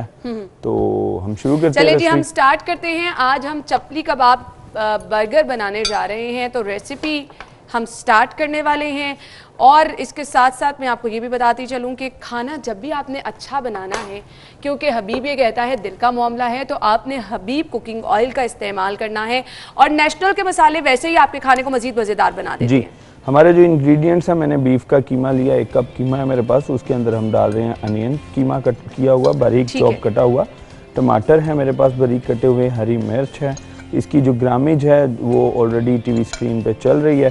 साथ में गार्लिक डालेंगे कटा हुआ बारीक, फिर इसी तरह अदरक है मेरे पास बारीक कटी हुई, धनिया और पुदीना बारीक कटा हुआ। उसके बाद हम आ जाएंगे नेशनल की तरफ। मेरे पास इस वक्त नेशनल की चिली पाउडर है, मिर्च हम यूज़ कर रहे हैं। नेशनल का हमारे पास मसाला है, हम वो ऐड करें। साथ में हम ऐड करेंगे चपली कबाब का मसाला, जो कि नेशनल ने बड़े ही मज़े के इंग्रेडिएंट्स का कॉम्बिनेशन बनाया हुआ है। ठीक है, उसके लिए चपली कबाब का मसाला नेशनल का अवेलेबल होता है। हम अपने नाजरीन को ये दिखा भी देते हैं। नेशनल का चपली कबाब मसाला जो है, जब आप इसमें ऐड करेंगे तो इसका मज़ा दोबाला हो जाएगा। ये आपको मैं टीवी स्क्रीन पर दिखा भी सकती हूँ। मार्केट में इजीली अवेलेबल है चपली कबाब मसाला। और ईद की आमद है, ये चीज़ें तो घरों में बनती हैं। जब भी आप घर में चपली कबाब बनाने जाएं तो नेशनल का चपली कबाब का मसाला जो है, ये मज़ा आपके खाने का दोबाला कर देगा। अच्छा जी, उसके बाद मैंने डाला है चपली कबाब का मसाला, ये जो है नेशनल का। इसके बाद हम बेसन डालेंगे 2 टेबलस्पून। ओके। और उसके बाद हम यूज़ करेंगे अंडा 1 अदद। उसको अच्छे तरीके से बीट कर लें। अगर आपका कीमा फ्रेश है तो उसमें 1 अंडा इनफ है। अगर थोड़ा सा कीमा आपका मतलब कि रनिंग है, उसमें आप आधा अंडा इस्तेमाल कर सकते हैं। सही। इसको अच्छे तरीके से मिक्स करेंगे। ठीक है, ठीक है, ताकि वो जो हमने चॉप वेजिटेबल्स वगैरह इसमें ऐड किए हैं वो तरह से बिल्कुल मिक्स हो जाए। ठीक हो गया। उसके बाद मैंने इसमें सॉल्ट ऐड किया। सॉल्ट हस्बे ज़रूरत आप इसमें ऐड कर सकते हैं। पैन मैंने रख दिया है गर्म होने के लिए, तब तक हम ये मिक्स करते हैं। और दूसरी जानिब हमारा हबीब कुकिंग ऑयल भी हम देख रहे हैं कि ऑलमोस्ट गर्म हो चुका है। वो हम यूज़ करेंगे फ्राइज़ के लिए। ये ऑलरेडी फ्राइज़ मैंने बना के रखी है। आज हम थोड़ा इसको हम पोटैटो वेजीज भी बोलते हैं, स्टेक फ्राइज भी बोलते हैं, विद स्किन सर्व कर रहे हैं। इसका भी एक बड़ा मजे का क्रिस्प कॉम्बिनेशन होता है। अच्छा, इसकी क्या वजह होती है विद स्किन? विद स्किन जब आप इसको फेंगे ना मैम, इसका जो क्रिस्पनेस है वो भी बढ़ जाती है और ये खूबसूरत लगता है। खूबसूरत लगता है जी। तो एक ये भी नई चीज़ आपसे हमने शेयर की है। ओके जी, हमारा मिंस मिक्स हो चुका है। हम शुरू करेंगे अभी बनाना। उसके लिए सबसे पहले हम लेंगे हबीब का ऑयल। हबीब का ऑयल डालेंगे इसके अंदर तकरीबन 1 से 2 टेबलस्पून, ताकि हम इसको अच्छे तरीके से ग्रीसी कर सकें। ठीक है जी। आपका पैन जो है वो आपने ग्रीसी करना है, बहुत ज़्यादा ऑयल भी आप नहीं डालेंगे। आपने हाथों पे हल्का सा पानी लगाना है। ठीक है। और तकरीबन 100 ग्राम के करीब आपने मिंस लेना और मिंस को फ्लैट कर देना, ताकि आपकी पैटी के फॉर्म में आ जाए, जिसको हम चपली भी बोलते हैं। ठीक है जी। ये देखें, ये हमारा चपली पैन में चला गया। ठीक हो गया। एक पीस हम और लेंगे। मैक्सिमम 100 ग्राम और 120 ग्राम के करीब होना चाहिए, ताकि पैटी अच्छे तरीके से कुक भी हो जाए और खूबसूरत भी लगे। बिल्कुल। अच्छा, नॉर्मली जहांगीर हम देखते हैं कि जब आप कोई चीज़ फ्राई करने लगते हैं तो आप ऑयल की क्वांटिटी बहुत ज़्यादा लोग डाल देते हैं, लेकिन आपने तो बिल्कुल बस इसको ग्रीसी सा किया है। डिपेंड ऑन करता है, क्योंकि हमने चपली को फ्राई नहीं करना। बेसिकली हम ये भी देख रहे हैं कि हमने इसके बर्गर बनाना है। ठीक है। तो इस चीज़ को देखते हुए हमने इसको ग्रीसी करना है। हम इसको फ्राई नहीं कर रहे, हमने इसको पैन सीड करना है। ठीक है। ठीक है, ताकि ये अच्छे तरीके से कुक हो और सेकेंडली जो है ऑयली ना हो। जब ये बर्गर बन में जाएगी तो अगर ये ज़्यादा ऑयल में पकी होगी तो वो उसको ग्रीसी कर देगी। ठीक है। ले जी, जब तक ये कुक होता है हम शुरू करेंगे अपनी फ्राइज। ऑयल अच्छे तरीके से गर्म है। ये पोटैटोज़ को मैंने पहले बॉयल किया हुआ है। बॉयल करने के बाद 70% बॉयल है, उसके बाद मैंने इसको ऑयल के अंदर फ्राइंग के लिए छोड़ दिया। अच्छा, बॉईल करके होता है कि आपकी क्विक भी हो जाती है, दूसरा आपकी ऑयल कंजम्पशन कम होती है। बिल्कुल। अगर अक्सर आप फ्राइज को जब ऑयल को ज्यादा देर कुक करते हैं तो वो सोक भी कर लेती है। बिल्कुल ऐसे। ठीक है, अगर आप अच्छे तरीके से इसको बॉईल करने के बाद 70% 100% ना करें और फिर आप इसको यूज करें तो ये बहुत अच्छी और बहुत मजे की बनती है। ठीक हो गया। ले जी, हमारा जो चपली है वो तकरीबन एक साइड उसकी कुक हो गई है। अब हम इसकी दूसरी साइड को कुक कर रहे हैं। सही। जब तक ये कुक हो रहा है, फ्राइज हमारी कुक हो रही है, अब हम चलेंगे अपने बर्गर की असेंबलिंग की तरफ। ठीक है जहांगीर, हमारे पास वक्त कम है, हम प्लेटिंग की तरफ भी अगर साथ ही आ जाएं तो एक प्रॉपर हमारा लिया है बर्गर बंस। हम इन 2 बर्गर बंस को यूज करेंगे, साथ में हम यूज करेंगे मिंट चटनी जो अक्सर घरों में बनती है। वो मिंट चटनी को हम स्प्रेड करेंगे ऊपर और नीचे, लिड पे और बेस पे। ठीक है, इसको अच्छे तरीके से स्प्रेड करेंगे।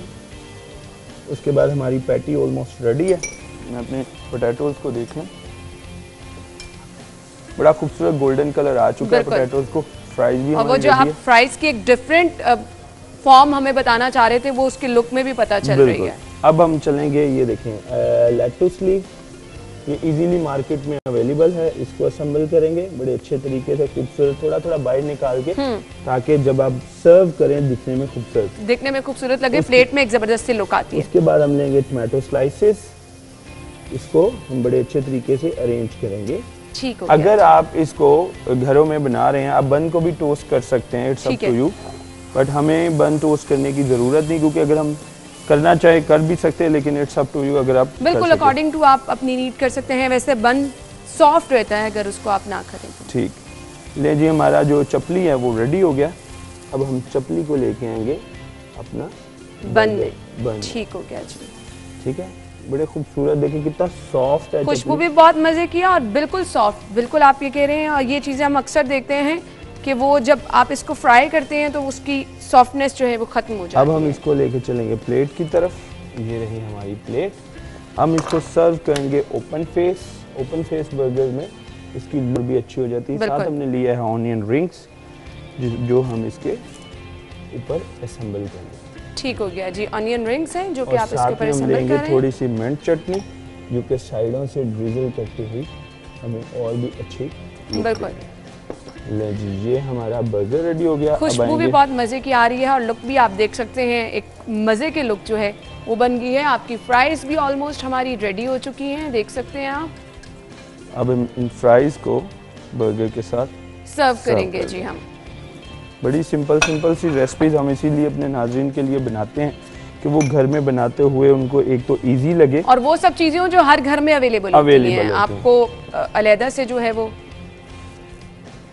जी, तो हमारे पास ऑलमोस्ट लास्ट मिनट है और हमारी रेसिपी भी कंप्लीट हो चुकी है। ज़रूर आप ये ट्राई कीजिएगा, बहुत ही मज़े की रेसिपी है। और आप देख सकते हैं ये हमारा चपली बर्गर जो है वो रेडी हो चुका है। अगर मेरा कैमरा आपको इसका डिस्प्ले जी, हमारा चपली बर्गर मुकम्मल तौर पर रेडी हो चुका है। आप ये ज़रूर रेसिपी ट्राई कीजिएगा और हमें फीडबैक ज़रूर दीजिएगा। आगे ईद भी आ रही है तो इस तरह के खाबे तो चलते रहते हैं हर घर में, तो ज़रूर हमें फीडबैक दीजिएगा कि कैसी आपको आज की रेसिपी लगी है। इसके साथ साथ अगर आप इस्तेमाल करेंगे हबीब कुकिंग ऑयल का, नेशनल मसाला जात का, आपकी रेसिपी मजीद मज़ेदार बन जाएगी। Thank you so much Jahangir. नाज़रीन, इंशाल्लाह कल सेम टाइम पर आपसे नई रेसिपी के साथ मुलाकात होगी। मुझे इजाज़त दीजिए, अपना ख्याल रखिएगा। अल्लाह हाफ़िज़।